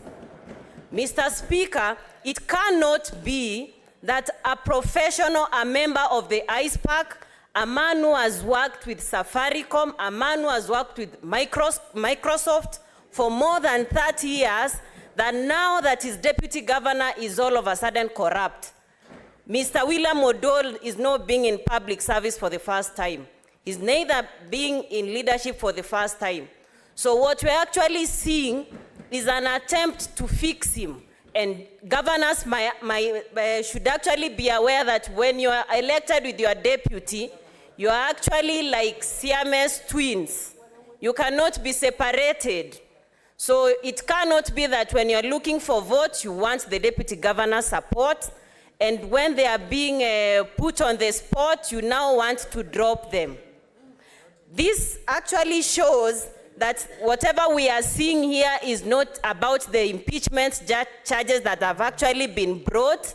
It's more than what we are seeing. If I quote Franklin Roosevelt, he actually says, in politics, nothing happens by accident. What's happening in Siaya is not by accident, and the Senate has an opportunity to actually rubbish some of those claims.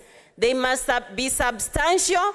The Senate should not be used as a conveyor belt of listening to rumors and hot air allegations. This is a substantive house which should listen to matters that are substantive and give fair hearing to people who are brought to this house. Mr. Speaker. Essie, there is a point of order. What is the point of order, Senator Essie? Mr. Speaker, I rise on standing order number 105. It's very unfortunate for Honorable Kenyuri, whom I've known for many years, to insinuate that we are acting on rumors. When, Honorable Speaker, we have a report with us done by a committee of this House and tabled before this House. Is she in order, Mr. Speaker? Can she substantiate? Senator Essie, to that extent, you're out of order. What is before us is a report. So we're not debating street talk or things that were heard outside there. The committee sat, prepared a report, tabled that report, and this debate is all about that report, not rumors. Mr. Speaker, I stand guided, and I hope my few minutes that I was left with to conclude are still there. Mr. Speaker, I was actually sending a warning to the county chiefs that once you run with someone as your deputy, you are Siamese twins. It can't be that when you're actually looking for votes, you need them, and when they're on the fix, you no longer need them. So I oppose the report that has been brought to this House by the committee, and wish to say that whatever is happening to William Oduol in Siaya is an attempt to shut down voices of people who want to be politically emancipated from where they have been for more than 70 years. Thank you, Mr. Speaker. Senator Manzo. Thank you, Mr. Speaker. Mr. Speaker, I would like to say that Article 181 had been quoted, and it talks about account governor, who also means account deputy, may be removed from office on any of the following grounds. And it goes on A to say gross violation of the Constitution or any other law. So therefore, if you are not caught on the Constitution, then you are likely to be caught on other laws. I thank the House. I was one of the members in this committee. Mr. Speaker, this job was done very thoroughly and professional. And the matter before us, Mr. Speaker, is between the County Assembly of Siaya and the Deputy Governor of Siaya. Mr. Speaker, when we look at that particular matter, when it was brought to us, an impeachment had already been conducted in Siaya, and there were 4 points on that. We were able to, 2 of them were not substantiated, but 2 were substantiated through the evidence which was tendered, and also admissions by the Deputy Governor of Siaya upon cross-examination by the Honorable Chimera and the Honorable Morfire. So, Mr. Speaker, we have just been brought facts, and the committee was very professional. It went through the whole process very carefully, listened to everybody, and all evidence adduced, including electronic evidence, Mr. Speaker, which had a transcript. And for that particular matter, in relation to the charge on Deputy Governor on gross violation of the Constitution and other laws on the allegation of interference with procurement process through acts of bid rigging, had been substantiated, Mr. Speaker, and mainly that was through the evidence tendered. Impeachment is a very serious matter, Mr. Speaker, and part of it is that it is also, I'm sure, the whole country is running We are here for devolution. We want devolution to work in every single county, including Siaya. And even whatever happens in Siaya now, Mr. Speaker, we will give history and direction for the future. And I'm very sure after such a thorough process, it was not a joke. These were not rumors. This was not politics. There were facts and there are acts of parliament in play.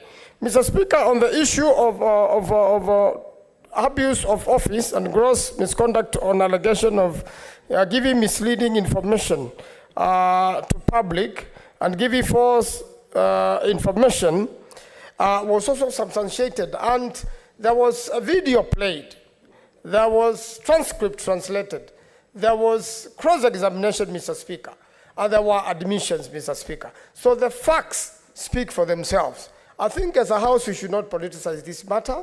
It is not just about county of Siaya, it's about all the other counties, and our work is to protect devolution in this country. Our work is the biggest question we should be asking in our minds, under this set of circumstances, will the people of Siaya be properly served?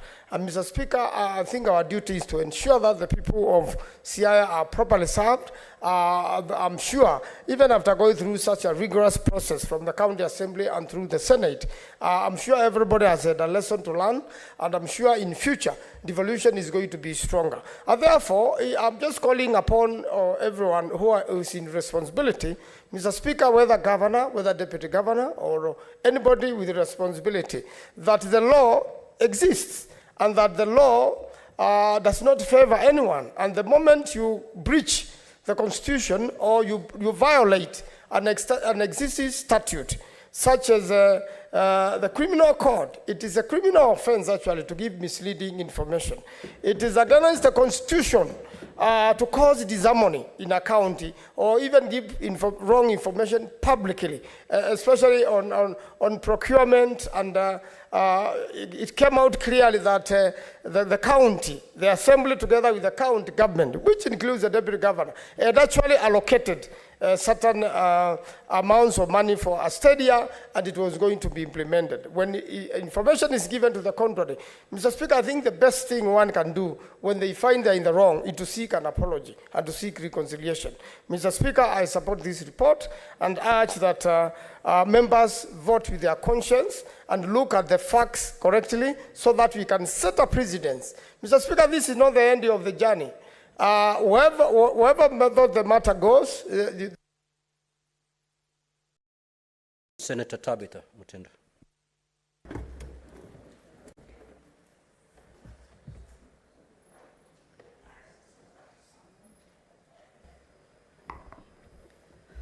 Thank you, Mr. Speaker. Mr. Speaker, let me start by thanking my colleagues whom we were all very dedicated, 11 of us, in looking deeply into this issue.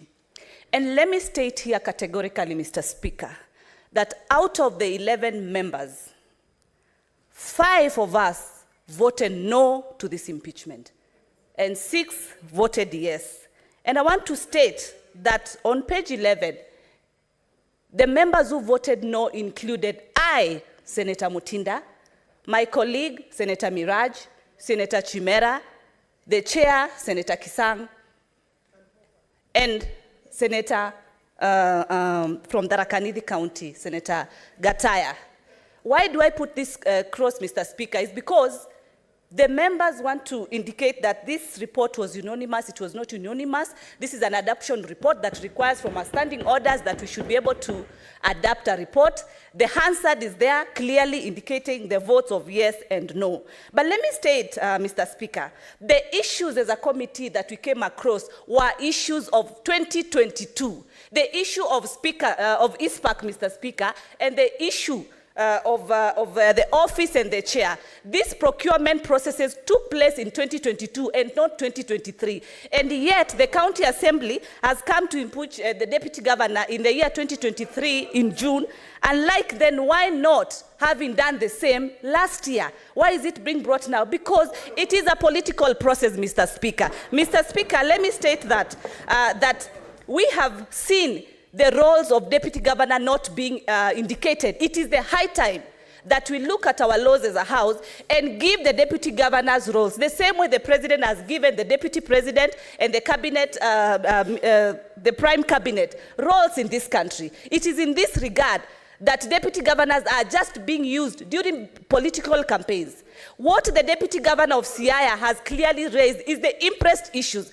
PFM Act, Article 90, clearly indicates that there should be a cap that is set by the county assembly.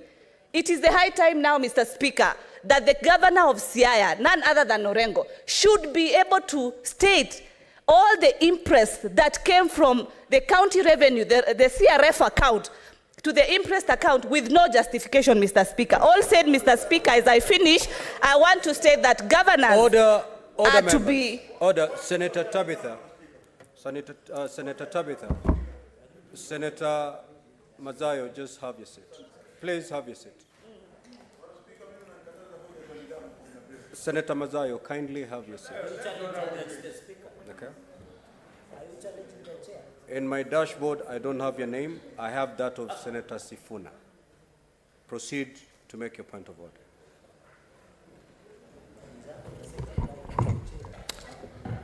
Mr. Speaker, you know that the statements that are made here must be relevant to the discussion that we are having here. Mr. Speaker, you have already given us direction. Senator or Governor Orengo is not an accused person, is not facing any charges before this particular Senate.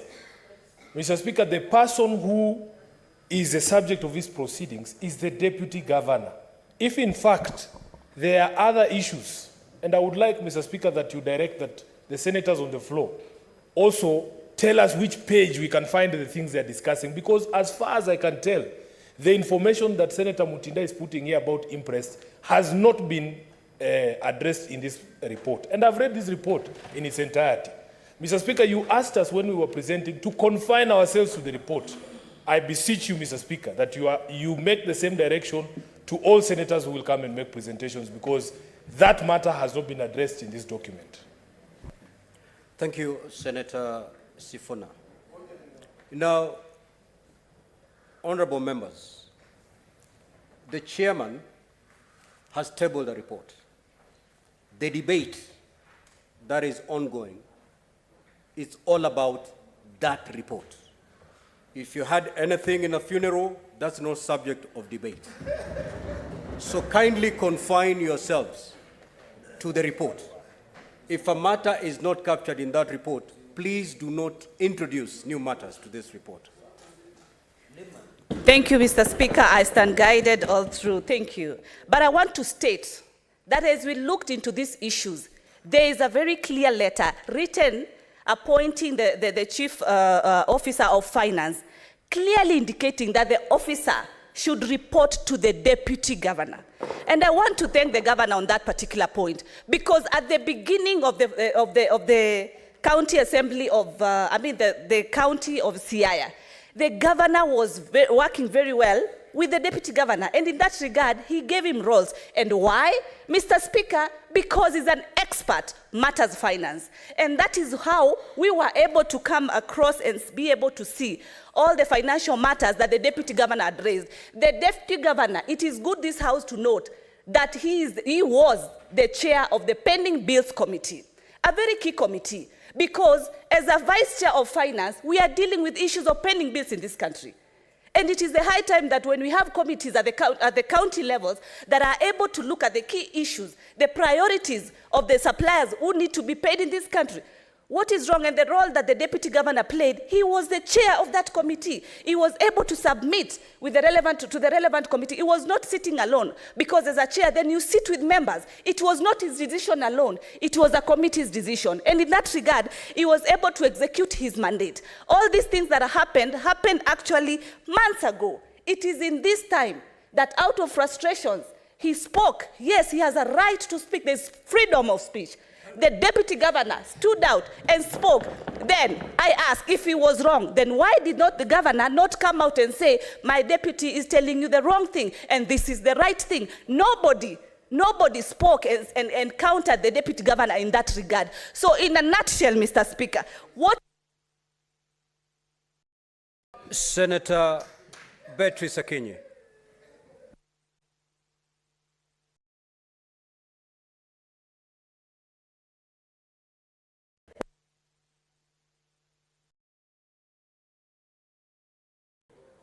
Thank you, Mr. Speaker, sir. I rise to support the report tabled here by the chair of the Impeachment Committee that includes Senator Tabitha Mutinda. And as I begin, I sympathize with my sister, Senator Mutinda, because I see her struggling to exonerate her signature, which is very clear on page 11, and probably to people that are not in this sitting, Honorable Speaker.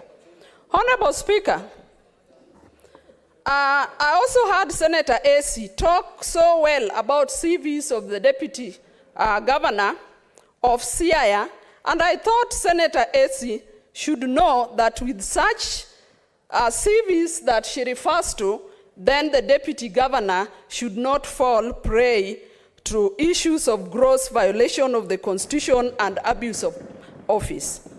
Honorable Speaker, senators have talked here about fights, and we say the fights are very unnecessary. Why do I say so? Everybody should know which seats they are going for when elections are called.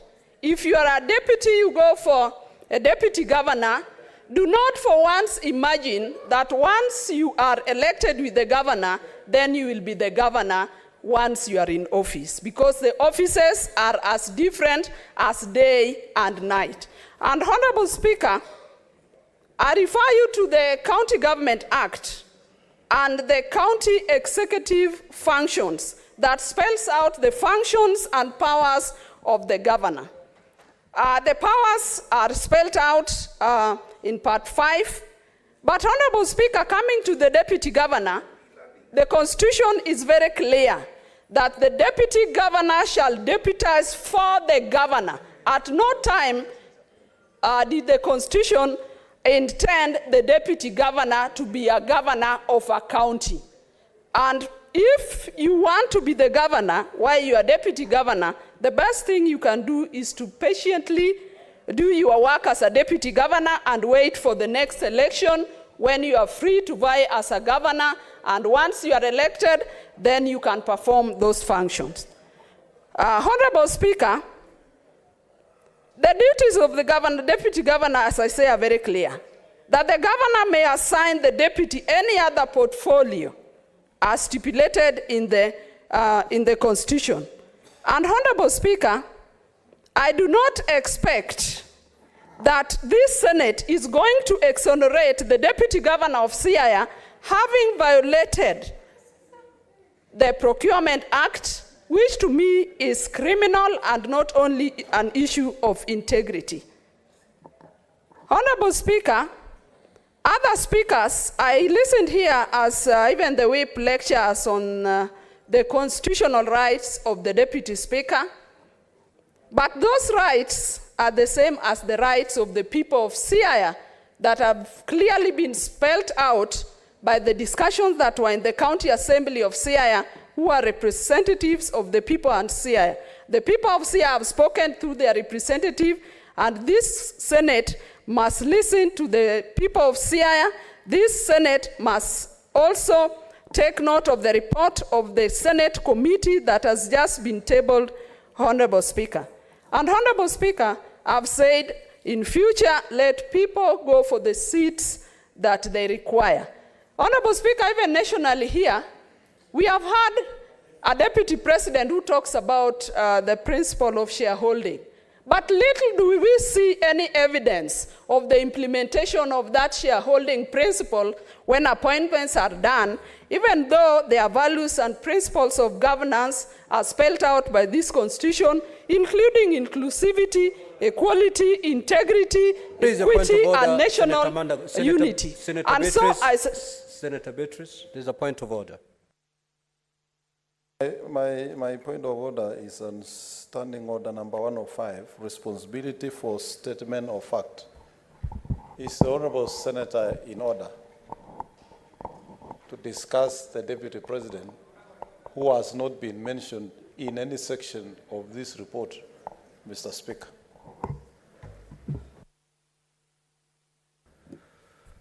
Senator Beatrice Akinyi.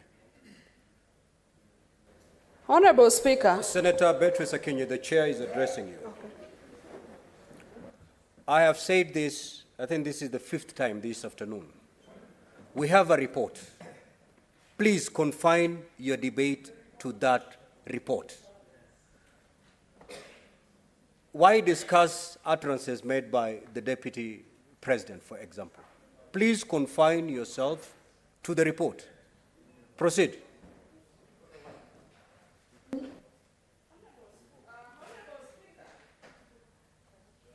If at all you have any minute left. Honorable Speaker, I made reference and I did not discuss anybody. I made reference to statements that have been made in the public. And Honorable Speaker, I'm only stating that officers should go for seats that they want and not go for seats and in 2 months' time want other seats that they do not have. Honorable Speaker, I support the report of the committee presented in the Senate. Senator Murango.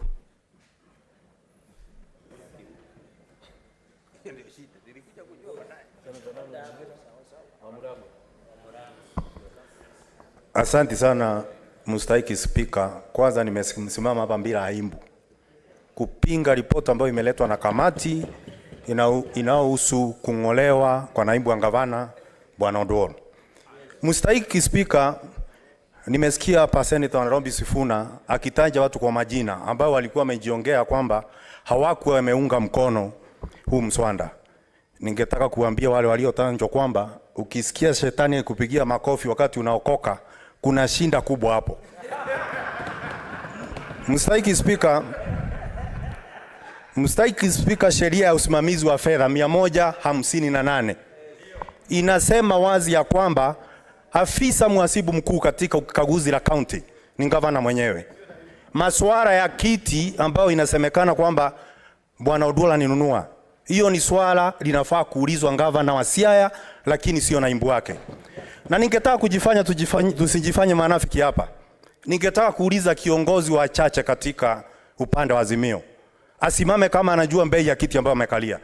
Na kama anajua, mstahiki Spika, tutajua pia naibu wa gavana katika gatuzi ya Siaya ako na makosa. Kama ajui, itakuwa ni makosa kumwekelea mwenzake kusema ana makosa na hali yeye hahusiki katika ununuzi wa bidhaa katika gatuzi la Siaya. Senator Mazayo. Senator Murango. It was indeed out of order for you to refer to Senator Mazayo, asking him whether he knows the value of that seat he sat on. Whether he knows or not, it is not material to this debate. Proceed. Ningeuliza Senator Sifuna utulie muhenga usikiza msara. Asante sana Mr. Speaker.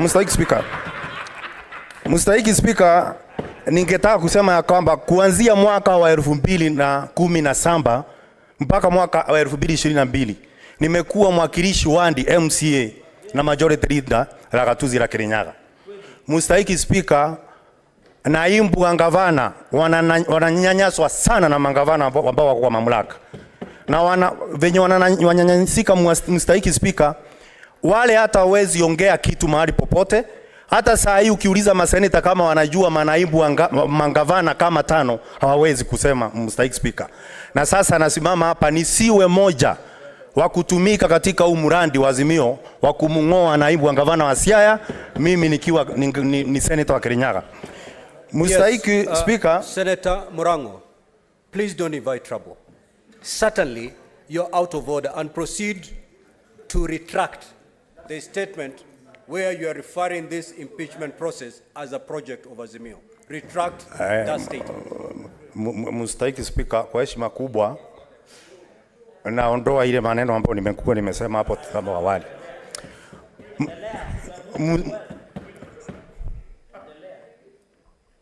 Senator Murango, would you wish to be informed by Senator Sifuna? Yes, mstahiki Speaker, Senator Sifuna ni wakili, lakini wakati ananionyesha njia ama ananiambia either yes or no, Senator. Nakataa kwa sababu muda wangu utaisha. Okay, proceed. Mstahiki Speaker, ningetaka niseme ya kwamba katika maamuzi ambayo inafanywa na hii Seneti ni vizuri ifanywe kwa njia ya haki, kwa sababu Waswahili wanasema katika mahakama ya mbuzi ya fisi, mbuzi hapati sheria, hawezi kupata haki.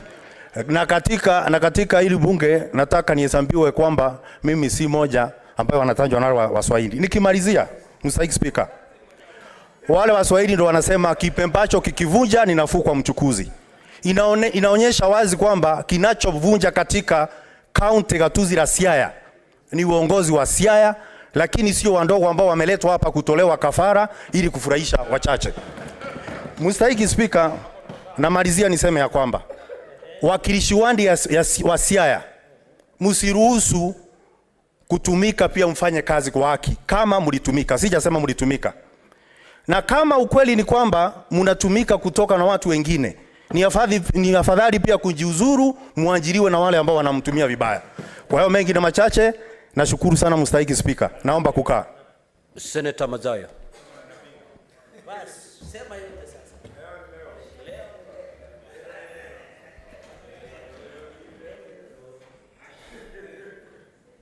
Asante Bwana Spika. Bwana Spika, la kwanza nataka kuwapatia kongole wale ndugu zetu walioketi katika hii kamati. Wamefanya kazi muhimu na wamefikisha mwisho. Umuhimu wa hii kamati yetu,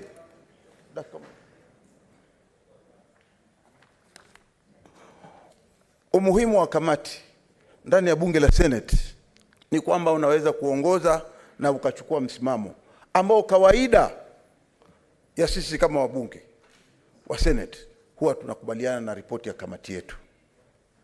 Na jambo zuri ni kwamba ripoti hii inayoongozwa na Kipsang akifuatiwa na Montet kama naibu wake ni ripoti ambao wameiandika kwa hali ya juu sana. Nataka kuwapatia kongole pamoja na wale wenzao wote, akina Mogendi, Onyonka, Maanzo, Sheikh Mohamed, Mofaya, Muma, Mutinda, Abdurrahman na Chimera, ndugu wangu. Nataka kusema ya kwamba ripoti ikiandikwa kama hivi na wakikubali. Senator Nyamo and Senator Kinyua, kindly take your seats. Na wakikubali ni kwamba ni ripoti mwafaka. Mimi nataka kusema ya kwamba tu hii kamati imefanya kazi yake na watu hawa 11 wamepata kwamba kuna hatia. Na si moja peke yake, hatia zimepatikana ni 2, makosa mawili. Kosa la kwanza na kosa la pili. Kawaida kosa likipatikana hata moja katika kamati kama hii, wakipata kosa, wakileta hapa, Senate huwa inaunga mkono kosa lile na yule mtu huwa anafaa kuachishwa kazi. Bwana Spika, tunaona ya kwamba kunao muhimu ya kwamba katika ile chaji ya kwanza ambao ni mambo ya kununua bidhaa za kaunti, na kulikuwa na utendakazi kinyume na ile sheria inayotambuliwa ya procurement. Bwana Spika, nataka kuuliza swali moja. Katika viti vyote hivi vinavyoketiwa na wakubwa, sijasikia kiti ambacho kinachukua zaidi ya milioni 1. Na kiti hicho kililetwa katika kamati na kama kithibitisho na kila mtu alikiona, itakuwa jambo la kusikitisha sana hivi leo ikiwa tutaangalia kiti kama kile kikiwa kimeenda na milioni 1.1 ya zile pesa. Itakuwa jambo la kusikitisha sana. Kama hatia kama hii imepatikana, ni jambo la kusikitisha ikiwa sisi kama seneta tutakubaliana ya kwamba ni haki mtu kununua kiti kama kile, hali bei yake haifiki ile bei inotakikana, na alafu wamechukua pesa zingine zimeenda hivyo hivyo bila zimeenda kiholela. Kwa hiyo katika hii ripoti mimi nataka kusema hiyo vile wameandika kwamba kiti hichi hakikutosha zile pesa za milioni 1, ni kwamba wamesema ukweli kabisa, na hatia imepatikana, na hatua ya kumfurusha mamlakani ni lazima ichukuliwe. Bwana Spika, kosa la pili katika kutumia ofisi vibaya na mienendo mibaya ya kudanganya wananchi kwa kupeana habari za uongo. Bwana Spika, hili ni jambo la kutisha na jambo la kusikitisha zaidi, ya kwamba wewe ukipewa mamlaka, tuna imani ya kwamba unaweza kuendesha yale mamlaka yako kisawasawa kulingana na sheria. Kama tunavyoona huyu bullfighter, yeye ana represent watu wa Kakamega kisawasawa, hayuko kwenye ripoti, lakini mimi nasema ana represent kisawasawa. Lakini hivi leo kutumia mamlaka kwa njia mbaya, kutumia mamlaka kwa njia ya kusambaza uongo, mimi naona ya kwamba ikiwa kosa kama hili limepatikana, kuweza kusambaza hizi habari kwa njia ya uongo, mtu muongo anaweza kuleta shida kubwa sana ndani ya kaunti. Kuongea mambo ya uongo unaweza kufanya watu wakapigana, unaweza kufanya mambo watu wakauana, unaweza kufanya mambo ambayo yanaweza kutenda vitu ambavyo wewe huwezi kuvitetea tena wakati vikiwa vimetendeka. Kwa hiyo tunasema tu ya kwamba hii ripoti tuiunge mkono na tukubaliana ya kwamba afurushwe mamlakani, atoke kwenye yale mamlaka ya naibu wa ugavana. Senator Fatuma Oduol.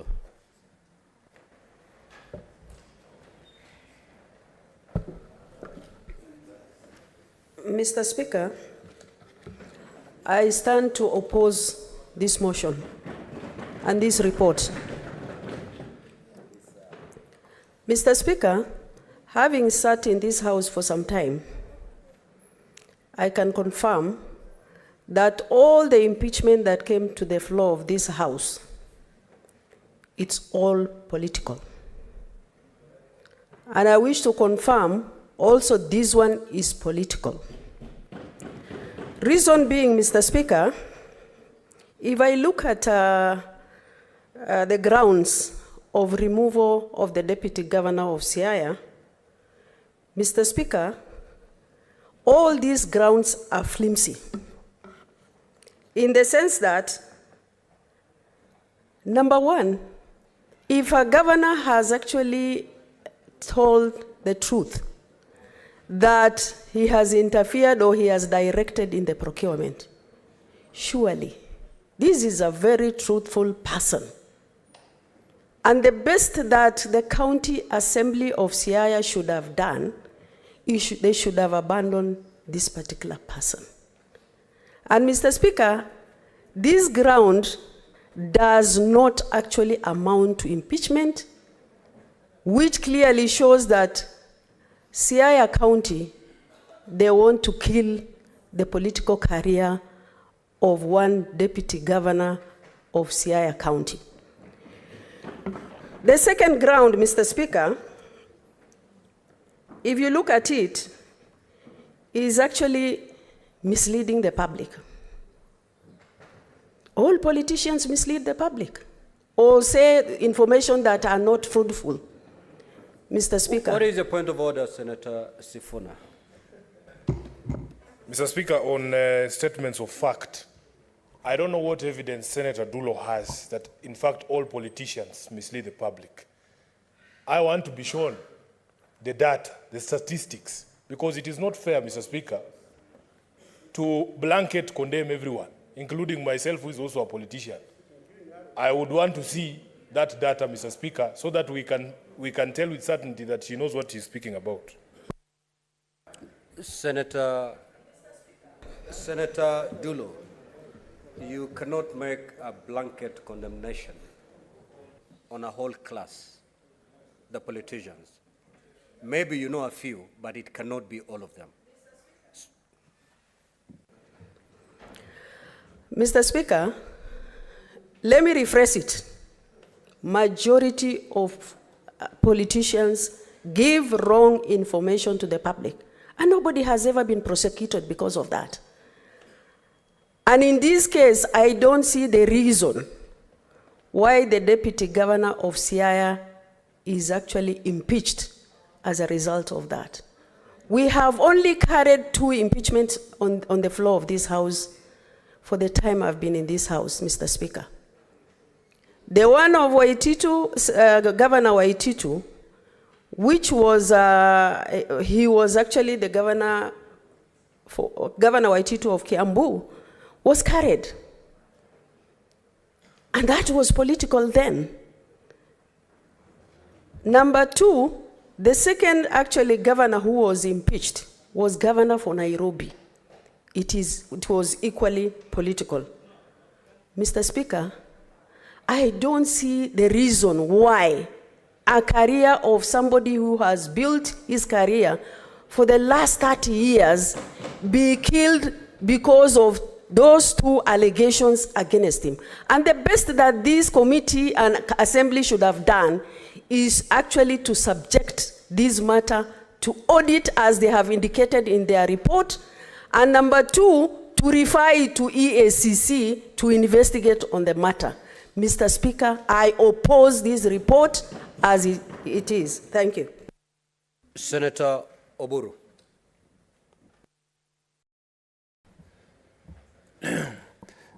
Thank you, Mr. Speaker, sir, for the opportunity. Mr. Speaker, I stand to support this report. And Mr. Speaker, when I read the report and saw on page 11 the names of all the members of the special committee, Mr. Speaker, I thought that this was a bipartisan report, which included everybody. Mr. Speaker, this is because I did not see any appendage of a minority report. Because when a report is made and it is voted, and there is majority and there is minority, the cardinal principle of democracy is that the minority will have their say, but the majority will have their way. And Mr. Speaker, when the minority have their way, if you have very strong feelings against what the majority have passed, then you draw a minority report and attach to the report. But we did not see such. Mr. Speaker, it is very surprising that on the floor of the House, I see members now trying to drag us through who voted where. Mr. Speaker, really, how would we know? Because it is not in the report. Whether you voted this way or you voted, what we have seen is a report signed by all the 11 members of the committee. Mr. Speaker, this is a very painful process for us as the people of Siaya. Mr. Speaker, as a senator of Siaya, when these things started, it started as a joke. I thought that this was just a very small issue between the governor and his deputy. And this matter started coming into the public, but then it just grew bigger and bigger, and the deputy governor went haywire, making very, very many allegations, which of course were not proven. But it was very surprising, Mr. Speaker. I tried to intervene. As a senator, I would really not just sit by and watch the executive quarreling, which actually results into non-delivery of service or very, very sketched delivery of service by the executive to the people. Because our mandate is given or donated by the people of Siaya. And the people of Siaya expect to get services from the executive of Siaya. And Mr. Speaker, when there is a quarrel between the two giants, or when the two bulls are fighting, Mr. Speaker, it is the grass that suffers. And the grass is the Siaya people. And I'm pleading with the Senate. Mr. Speaker, I'm pleading with the Senate. And if you don't go by the report, the recommendation of this report, it will mean that the deputy governor will go back to his office. And when he goes back to his office, I don't know, Mr. Speaker, what we expect. How you expect the governor to work with the same deputy who has besmirched his name and has done whatever, pulled it through the NAMAD, and this matter is now before us. We are having facts. Mr. Speaker, I don't think there is any bigger offense than being proved to have violated the Constitution of Kenya.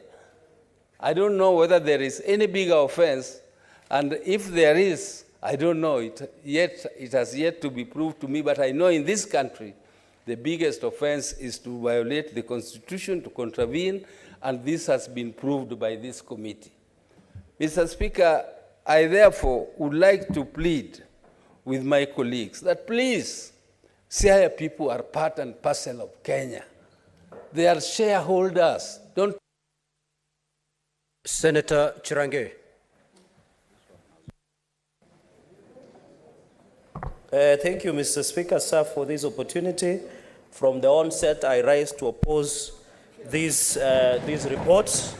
Mr. Speaker, an impeachment procedure is a political procedure and a political process. When you look at Mike Mbuvi case in the Supreme Court, it should follow certain procedures. Mr. Speaker, I am sad. I believe that there are two charges. One, under Section 148, Deputy Governor His Excellency William Oduol is a man of integrity. He has worked with many international organizations with repute. Mr. Speaker, the Senate does not serve as a ground of sanitizing or processing political disputes, political egos, or machismo, Mr. Speaker, sir. Mr. Speaker, sir, when the great people of Siaya, which is over 500,000, went to polls, they elected our brother and my good friend, Senior Counsel, Governor James Orengo, and William Oduol. They are joined at the hip, Mr. Speaker, sir. Mr. Speaker, sir, we should be treating the Deputy Governor, William Oduol, as a whistleblower, Mr. Speaker, sir. Because of speaking against corruption, corruptions, Mr. Speaker, in Siaya, he is being sacrificed at the expense of others, Mr. Speaker, sir. Mr. Speaker, sir, I want to challenge EACC.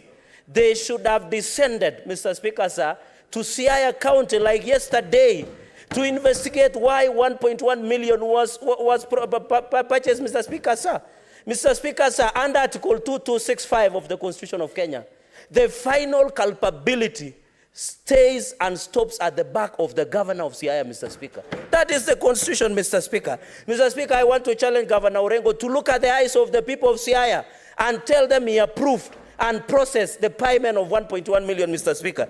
Mr. Speaker, under Section 148, what Mr. Speaker. What is the point of order, Senator Chirange? A minute. What is the point of order, Senator Mazayo?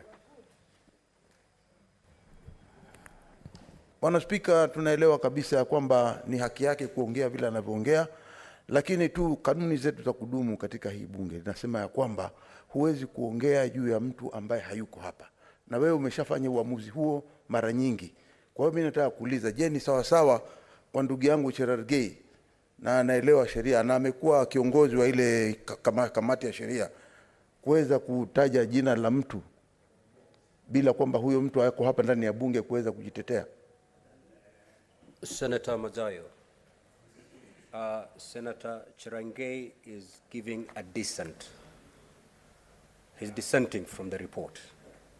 And his point is that the person who is ultimately in charge is the governor. In this case, the governor is called Orengo. I don't see anything wrong with that. Proceed, Senator Chirange. Mr. Speaker, thank you very much. As you are aware, I'm the highly sought after legal practitioner in this republic. So my prowess precedes my name, Mr. Speaker. Mr. Speaker, under Section 148, Mr. Speaker, of the Public Finance Management Act, Mr. Speaker, you know Senator Sifuna is haggling for nothing. You can haggle tomorrow, not in the Senate. Section 148, Mr. Speaker, of the Public Finance Management Act. Accounting officers does not include a deputy governor. Yes. It designates the CCM. The law is very clear. The law is crystal clear. Deputy Governor Oduol is not an accounting officer as per the PMF Act, Mr. Speaker. Mr. Speaker, I want to assure, and I've read the report, I don't know why Senator Sifuna is shouting across the floor for no reason, Mr. Speaker. Mr. Speaker, can the you Senate... proceed to conclude your intervention? I still have time, Mr. Speaker. Mr. Speaker, it is very important that I have read the report on the aspect of misleading the public, Mr. Speaker. No one has controverted, even the governor or the office of the governor. We were never shown a letter that the governor controverted the allegations of misleading public by DG Oduol, Mr. Speaker. Mr. Speaker, this house is a house of integrity. We shall not invite political disputes, Mr. Speaker, to be resolved here, Mr. Speaker. The deputy governor, Mr. Speaker, does not sit in tender committees. He is not an accounting officer, Mr. Speaker. Mr. Speaker, we need to protect evolution under Article 96, Senator Mr. Speaker. Chirange, would you wish to be informed by Senator Osotsi? No, on this one, if Proceed. It was issue of Ugali, I would have agreed, but on this one, I disagree. Proceed. Mr. Speaker, sir, in conclusion, they say the arc of moral universe is long, but it bends to justice. The people of Siaya are getting justice today because we will ensure DG Oduol go back to his work, Mr. Speaker, and continue to serve the people of Siaya. Mr. Speaker, you saw our troops in the National Assembly of Kenya Kwanza during the finance bill. The same knife we use at the National Assembly, Mr. Speaker, is we shall use to vanquish and ensure we incinerate anybody who would want to allow the corruption to be sanitized, Mr. Speaker. Mr. Speaker, I oppose this report. Thank you, Mr. Speaker. At this juncture, honorable senators, I will call the mover to reply.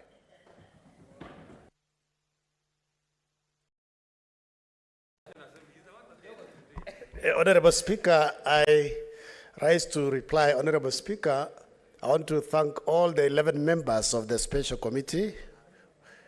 They sat, they slept very late, but midnight we deliberated, and I want to urge the House that even as we dispose this particular motion, it is important that we look at this particular deputy governor and governor relationship so that we do something as Senate that will help devolution and help the counties. And I urge all members that you vote using your own wisdom. You've heard what members have said. It's now up to each one of us, the 47 delegates, to decide the vote of the deputy governor. Thank you. I reply.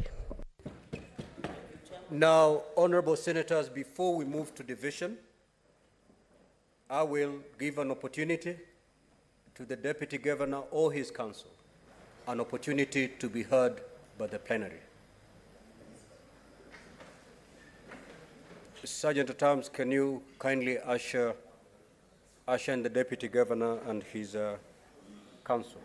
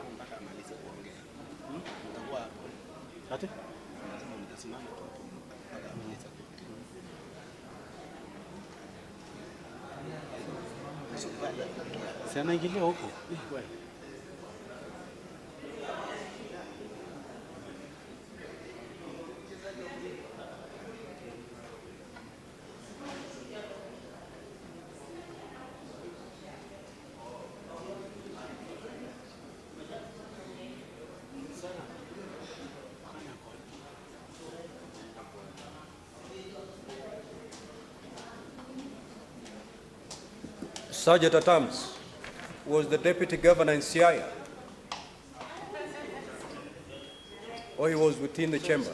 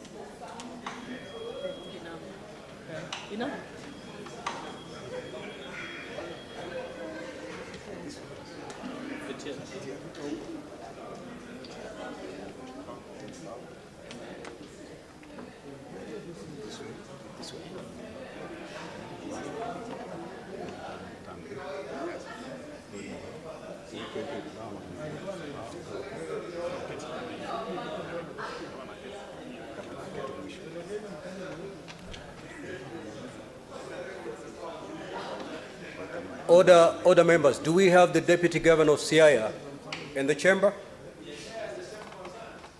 Now, Deputy Governor, you have under 30 minutes to be heard by the plenary. You may do so yourself or through your duly chosen and appointed advocate. The podium is yours.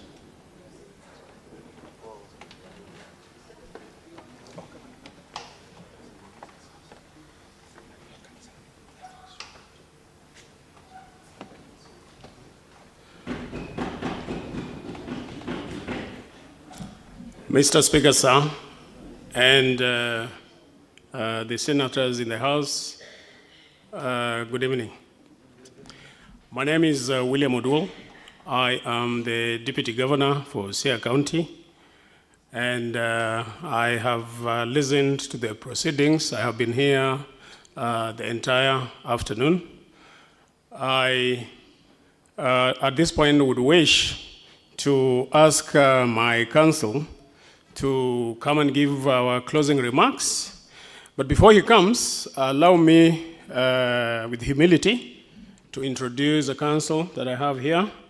I have Mr. Moses Chelanga, and he's the one that is going to make our final submissions. And I have Mr. Patrick Baraza, both counsels. Mr. Paul Nyamodi, who was with the committee the other day, is not able to join us today, but he is ably represented. Thank you very much, Mr. Speaker. I will therefore ask my counsel, Moses Chelanga, to come and give our final submission. I thank you. Thank you very much.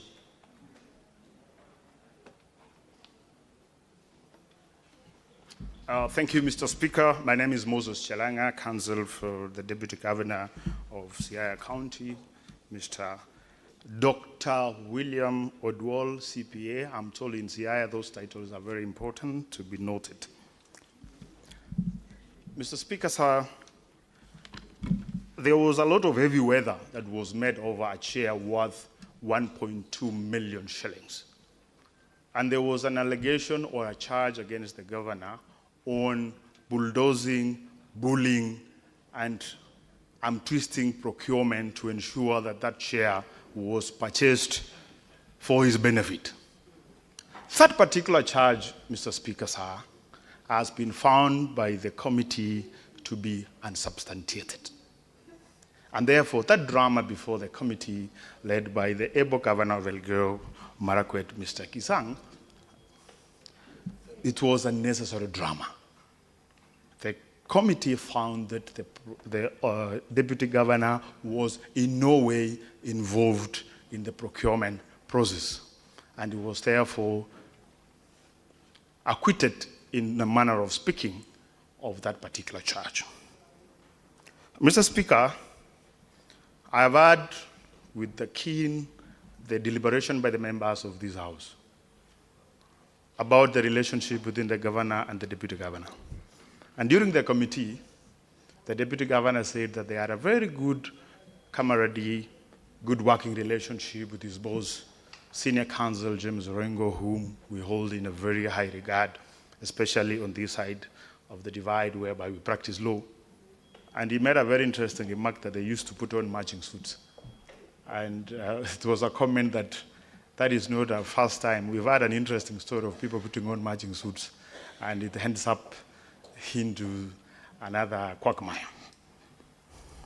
Mr. Speaker, I would just want to make two remarks. One is that the deputy governor has been found on the accounts of bullying, intimidation. That charge was substantiated. But at the same time, the committee found that this particular governor, or deputy governor, sorry, for that matter, interfered with procurement. On one side of the mouth, the committee says that the governor did not intimidate anyone, did not bully anyone, did not twist anyone. Then on the other side, it says he interfered with procurement. How does that sit before this particular House? How is that the integrity of that report? Because it is a house of record. And we will read it. Our children will read it. It will be subjected to debate in this House and the House before. Sorry. So I would also want this full House to also consider that particular recommendation by the House. It has been submitted also that this is a political process. Yes, it is. It is legal and political process. And I would like the Speaker and the House to revisit the answer of 26th of June 2020. That is the re-impeachment of the governor of Kirinyaga then, who is now the Council of Governors chairperson, and Waiguru. And once profound submissions that were made by our senior colleague, which incidentally is also maybe is not a subject of these proceedings, but I'm just quoting it, is that Honorable James Orengo, senior counsel, senator of Siaya then, made remarks and said, and made a reference to the Bible, that the story of Herod and Herodia, and said that when this beautiful girl who danced to the king, and the king asked, I can grant you anything you want. And then went to the mother, Herodia, and Herodia said, I want the head of John the Baptist. But because the king had made that promise, the head had to be delivered. And that's how John the Baptist was beheaded. And my senior colleague made humble submissions that we know who wants the head of Waiguru. This House should make that profound vision. And I submit, we know who wants the head of James Oduol. In a platter. So in this case, I make and I submit that this House should vote in the negative for the impeachment of Senator William Oduol. Sorry, Mr. Speaker. Deputy Governor, Honorable William Oduol. Because politics happen. Harry Truman once said that in Washington politics, if you want a friend, get a dog. So there's no friendship. But you see, we should not sacrifice our constitution for political expediency because the boss doesn't want his deputy. Then we can throw him under the gallows. No. And the law is very clear. Submissions have been made before the committee. In this House, And even in the Supreme Court, in the case of Mike Mbuvi Songo, highlight the most recent case in the Supreme Court, they set out a threshold of impeachment. Gross violation. Not every violation is gross, and I'm sure the Speaker and the members will consider that. Finally, Mr. Speaker, is that on the issue of the role of governor and the deputy governor, which members have heavily made submission about it, is that this role needs to be submitted and needs to be reviewed by you as honorable members of this House, because it's your role to defend devolution. Because under Article 179, no one knows what is the role of the deputy governor. It's saying it's the deputy chief executive officer. Article 33(2), I think, says that you will do any other role that he may be assigned by the governor. And on this particular matter, there was a letter that the governor wrote to the chief officer of finance, instructing him to be, from time to time, be briefing the deputy governor on issues within that particular department.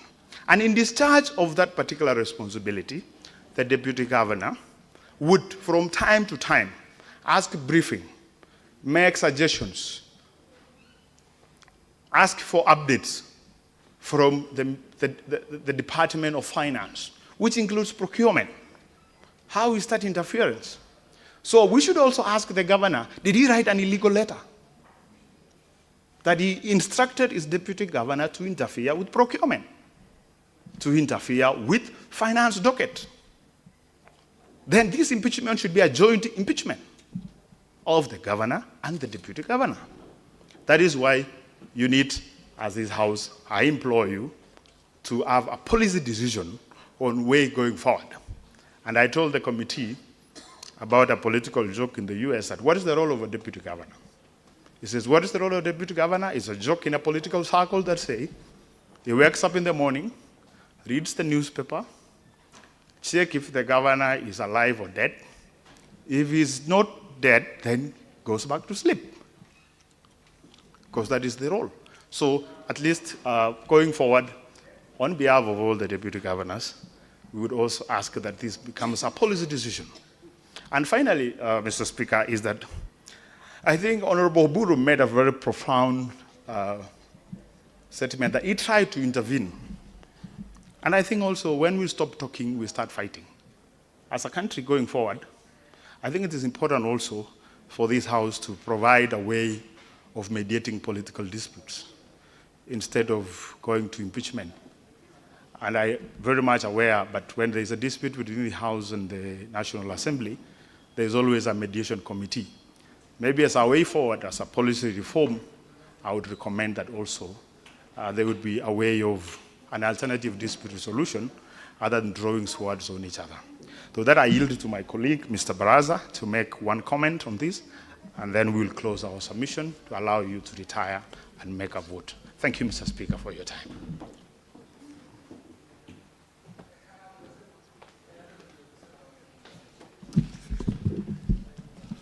Mr. Speaker and the senators in the House, I'll address two issues. One is the issue whether the threshold for removal of the deputy governor has been met, and then I'll make a comment on one of the charges that has been found to be substantiated. On my first issue, whereas the impeachment process is a political process, it's also a process that is duly guided by the Constitution, and the ground for impeachment are clearly provided under Article 181 of the Constitution. And if you read carefully the provisions of Article 181, there's a specific term that has been used, gross violation of the Constitution or any other law, gross misconduct. Even as you retire to vote on that report, would like the Senate to put that in mind. Has the charges that were brought before against the deputy governor gross? That's one thing that we want the Senate to put in mind, even as it vote towards that report. I'd also like to comment on the first charge that has been substantiated, the charge of interference with procurement process. Mr. Speaker and the senators, you'll note that when the motion for impeachment was drafted, the particular section under which the deputy governor was charged with is section 47(1) of the Public Procurement and Disposal Act. However, Mr. Speaker and the members of the Senate, if you look at the report, the provision under which that charge has been found to be substantiated is section 67(3) of the Public Procurement Act. And I'll refer the senators to page 40, and also you can look at the comparison. So the question is it fair to charge somebody under this particular provision of the law, and then you find him guilty or substantiate the charge under a different particular provision of the law? We urge that the Senate vote on this motion, and we'll hope that you're going to exonerate the deputy governor. That's all.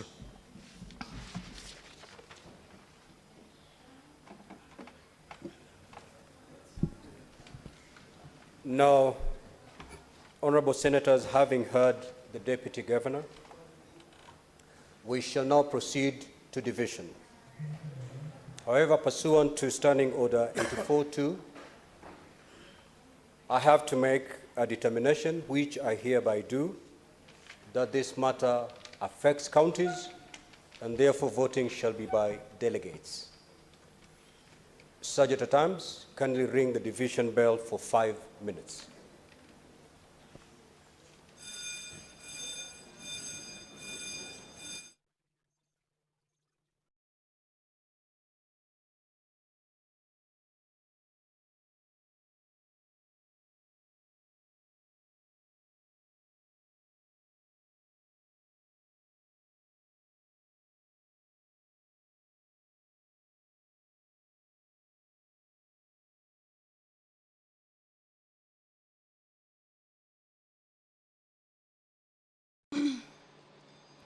Well, the Speaker of the Senate has directed that the division bell be rung for 5 minutes. Of course, the impeachment hearings for the Deputy Governor of Siaya are coming to the tail end. This is after an afternoon-long debate on these impeachment proceedings. What we have just concluded on is the debate by the members of the Senate on that report by the committee. A number of issues coming up during that particular debate. Of course, with members indicating that the report was voted on unanimously. This means by all the 11 members. Remember, the report has proposed for the impeachment of the deputy governor. However, the House remained divided on which position to take on this matter, as members who were part of the committee indicated that there are some of them who voted no to the impeachment, while some voted yes to the impeachment. But yet again, in a quick rejoinder, various members stood to fault them, indicating that they should or could have come up with a minority report that would have led the House to understand that they are sort of divided in this report, because at the beginning the report indicated, or rather shows, that it was signed by all the 11 members who were agreeing to the impeachment, even though 5 of the members voted no to the impeachment and 6 of them voted yes to the impeachment. Other issues that came up include the position that was taken by different members, with some indicating that this particular situation should fall on the hands of the governor and not the deputy governor if there were any issues on the procurement, if there were any issues that are said to have been abuse of office or gross misconduct within the county government, then should have been taken upon by the governor, perhaps to even raise the alarm to the ethics and anti-corruption body to alert them and have them do an audit on all these. As members indicate that the deputy governor is, whatever is happening to the deputy governor is a witch hunt, and if there are any cases that detail whatever is happening in the county, then should have been taken up much earlier by the governor and alert the anti-corrupt body to come and handle the issue. But members, being divided yet, indicated that the deputy governor in the report, while appearing before the committee, agreed to have interfered or attempted to interfere with the procurement process, which has actually been the basis of the gross misconduct that members have been quoting in this debate, with some indicating that if there has been such allegation and that has been substantiated, then he is facing an interference with procurement, and then that is a charge that should, send him home, and that there should be no further debate on that. But again, as members have been calling it, that the impeachment process is political, and yet there is the constitutional aspect of it that legal frameworks have to be followed. And that is basically what has been happening throughout since members came back after deliberating or interacting with the report that was submitted by the committee that was mandated to investigate the allegations that were leveled against the deputy governor of Siaya County. Each member had 5 minutes to give out their opinions or to share their views on that particular report. Before this division bell, the deputy governor was given a chance to be heard, and using his legal team, 2 members who were representing him in the legal team, Moses Chelanga and Patrick Baraza, also stood to defend the deputy governor. Well, let's listen in to the speaker.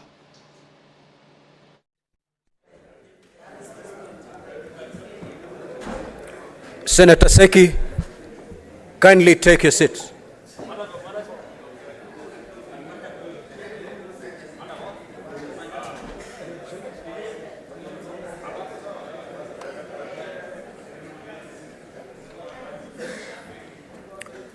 Sergeant at Arms, kindly close the doors and proceed to draw the bar.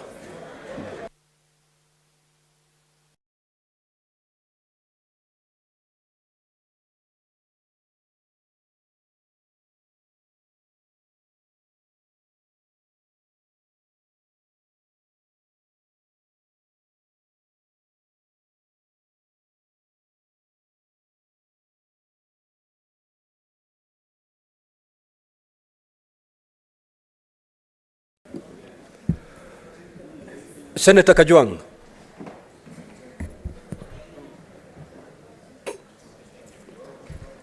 Honorable members, I now proceed to put the question. Senator Professor Tom Ojenda, you're out of order. Have your seat. Take your seat.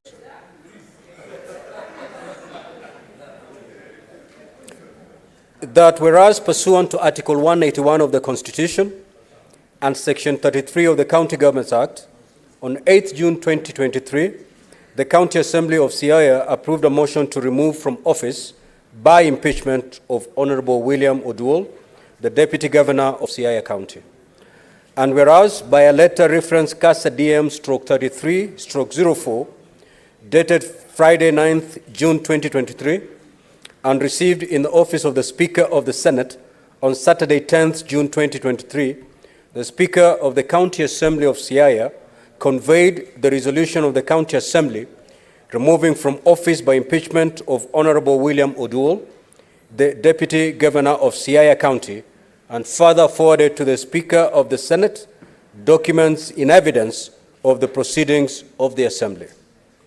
And whereas, pursuant to Section 33(3)(b) of the County Governments Act and Standing Order 81B, the Senate, by resolution, on Thursday, 15th June 2023, appointed a special committee comprising 11 of its members to investigate the matter on the proposed removal from office by impeachment of Honorable William Oduol, the Deputy Governor of Siaya County, and to report to the Senate within 10 days of its appointment on whether it finds the particulars of allegations to have been substantiated.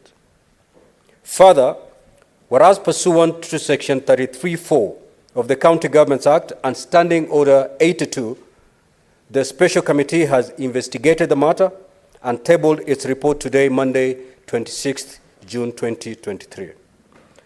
And whereas pursuant to Section 33(4) and 6B of the County Governments Act and Standing Order 84B, the Special Committee has found that the particulars of Charge 1, gross violation of the Constitution and other laws, and Charge 2, abuse of office and gross misconduct, have been substantiated. Now, therefore, pursuant to Section 33(6)(b) of the County Governments Act and Standing Order 84B, the Senate, after according the Honorable William Oduol, the Deputy Governor of Siaya County, an opportunity to be heard, resolves to impeach Honorable William Oduol, the Deputy Governor of Siaya County, on the following charges. Charge 1, gross violation of the Constitution and other laws, and Charge 2, abuse of office and gross misconduct. Now, honorable members, this is a hybrid session, and therefore voting will also be hybrid. For those members who are present in the chamber, we will proceed to vote electronically. And for those who are online, they'll also have a chance to vote. Before we proceed with the actual voting, honorable members, kindly remove or log out, and the Sergeant at Arms, kindly take all the cards remaining in the delegate units.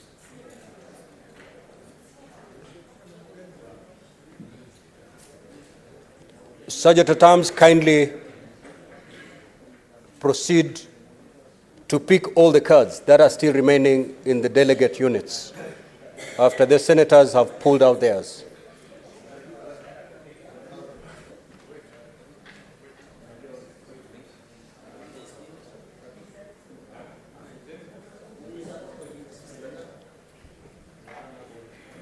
Sergeant at Arms, we are waiting for your confirmation that indeed the remaining cards have been removed from the delegates' units.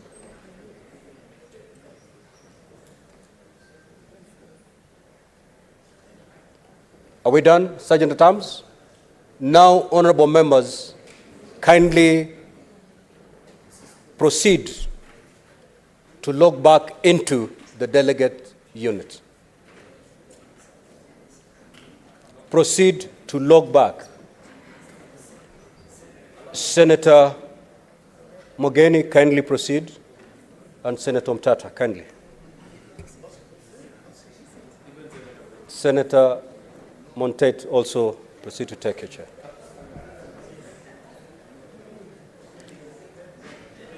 Honorable members, do I have your confirmation that you have logged back?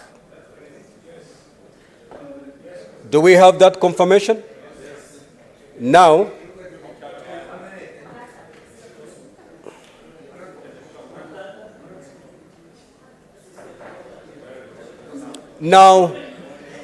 honorable members, Senator Boni.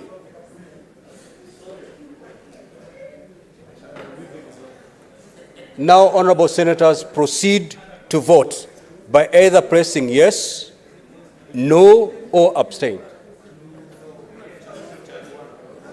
Now, we are going to vote per charge. So I will read the charge, you proceed to vote, and we get the results will be recorded. And then, after that, we proceed to charge number 2. So I'll proceed to read charge number 1. Gross violation of the Constitution and other laws. Proceed to vote on that charge.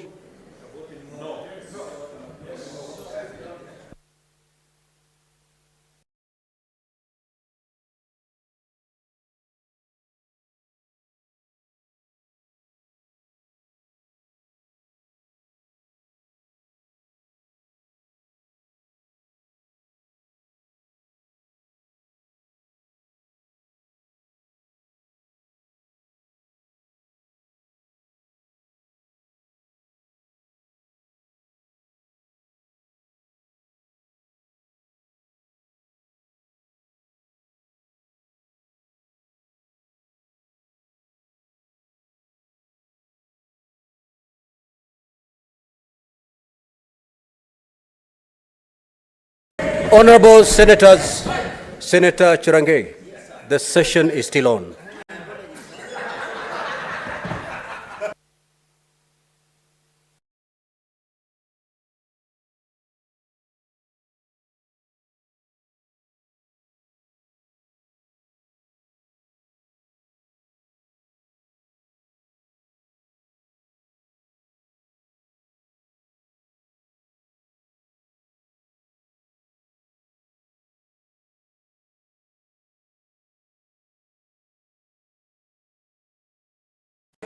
Can I have your silence, honorable members? Can I have your silence? There are 3 senators who are appearing online, so I need your silence as I call out the names so that they can proceed to vote online. Senator Ledama, proceed to vote.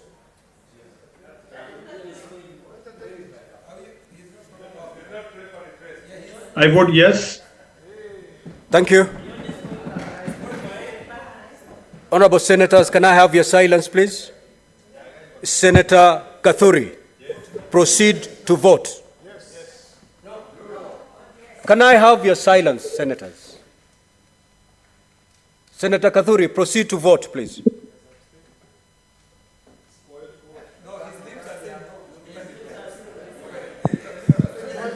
Clerk, can you look at the system, please? We cannot hear the Deputy Speaker. We cannot hear him. If you cannot hear him, Clerk, can you let him write on a sheet of paper so that he can show it on the screen? No, we are not lip readers here. Clerk. So we will move to Mungatana, Senator Mungatana. We will come back to Senator Kathuri. Senator Mungatana, kindly proceed to vote. Mr. Speaker, can you hear me? Yes. Mr. Speaker, greetings from Sierra Leone. I vote no. Thank you.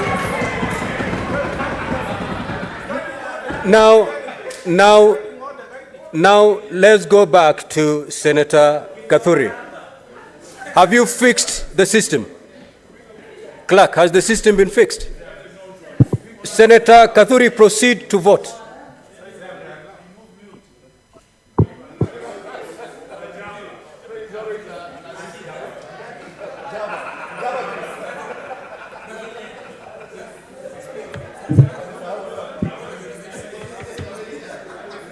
Clerk.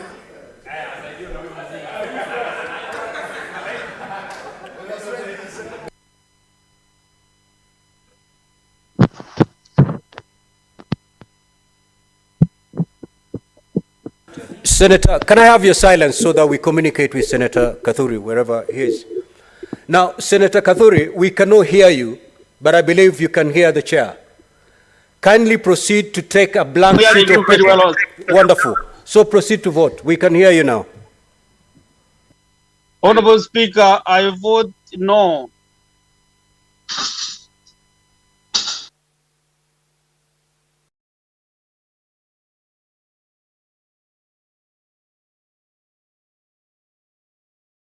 Senator Mofaya Gataya, proceed to come and vote.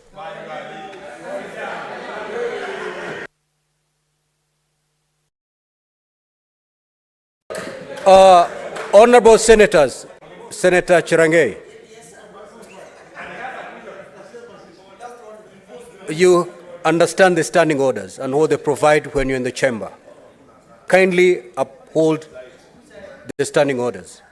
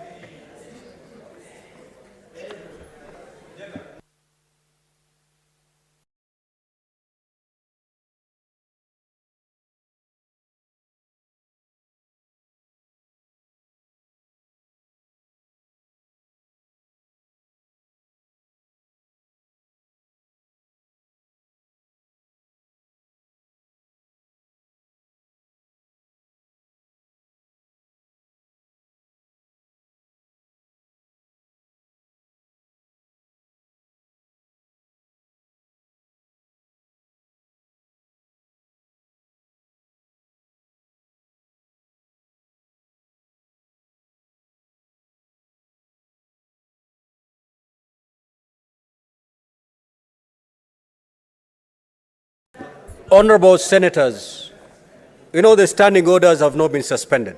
This session is live and the standing orders remain in force.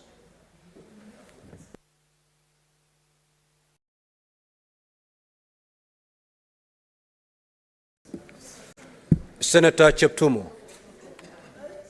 you can share those pictures later. Now, honorable Senators, these are the results of the division on charge number 1.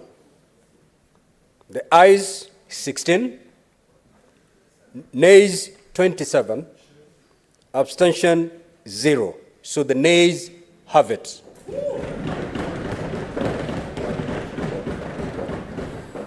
Now, honorable Senators, will proceed on a division on the second charge, which is abuse of office and gross misconduct.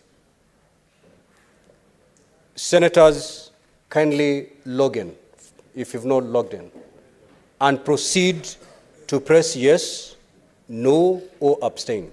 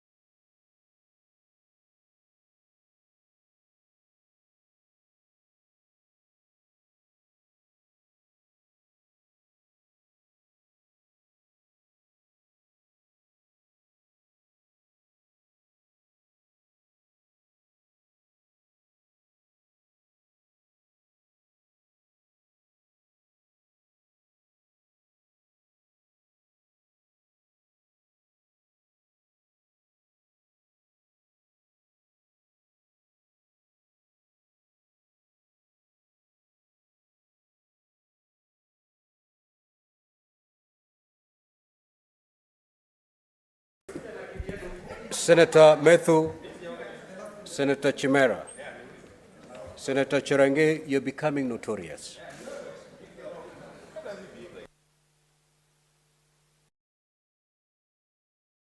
Now, honorable members, can I have your silence to allow the 3 senators who are online to also make their voice heard on this division?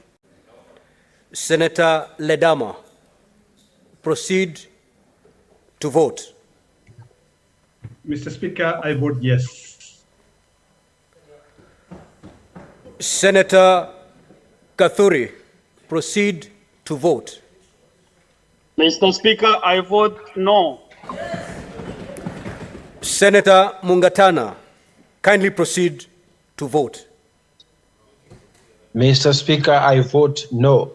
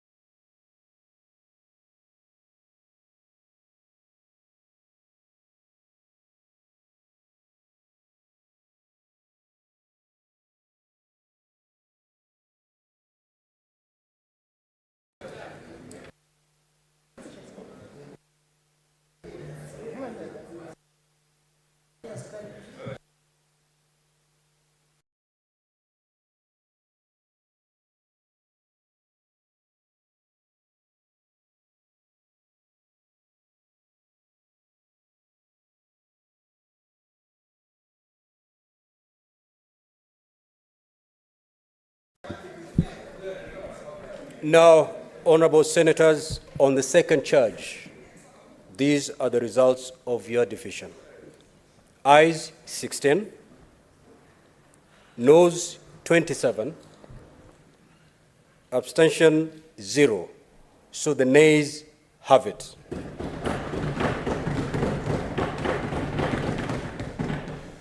Sergeant at Arms, you may proceed to open the doors and draw the bar.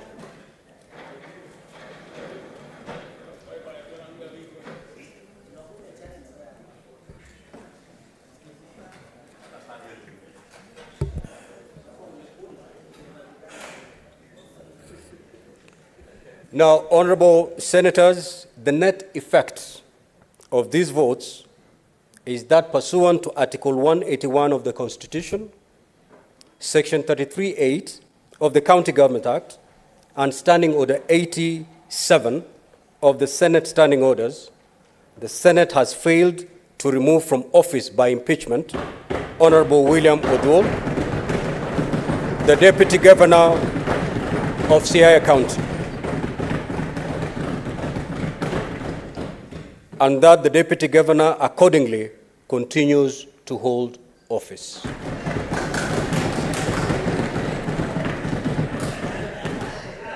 Honorable Senators, there being no other business on the order paper, the Senate stands adjourned until tomorrow, Tuesday, 27th June 2023 at 2:30 p.m.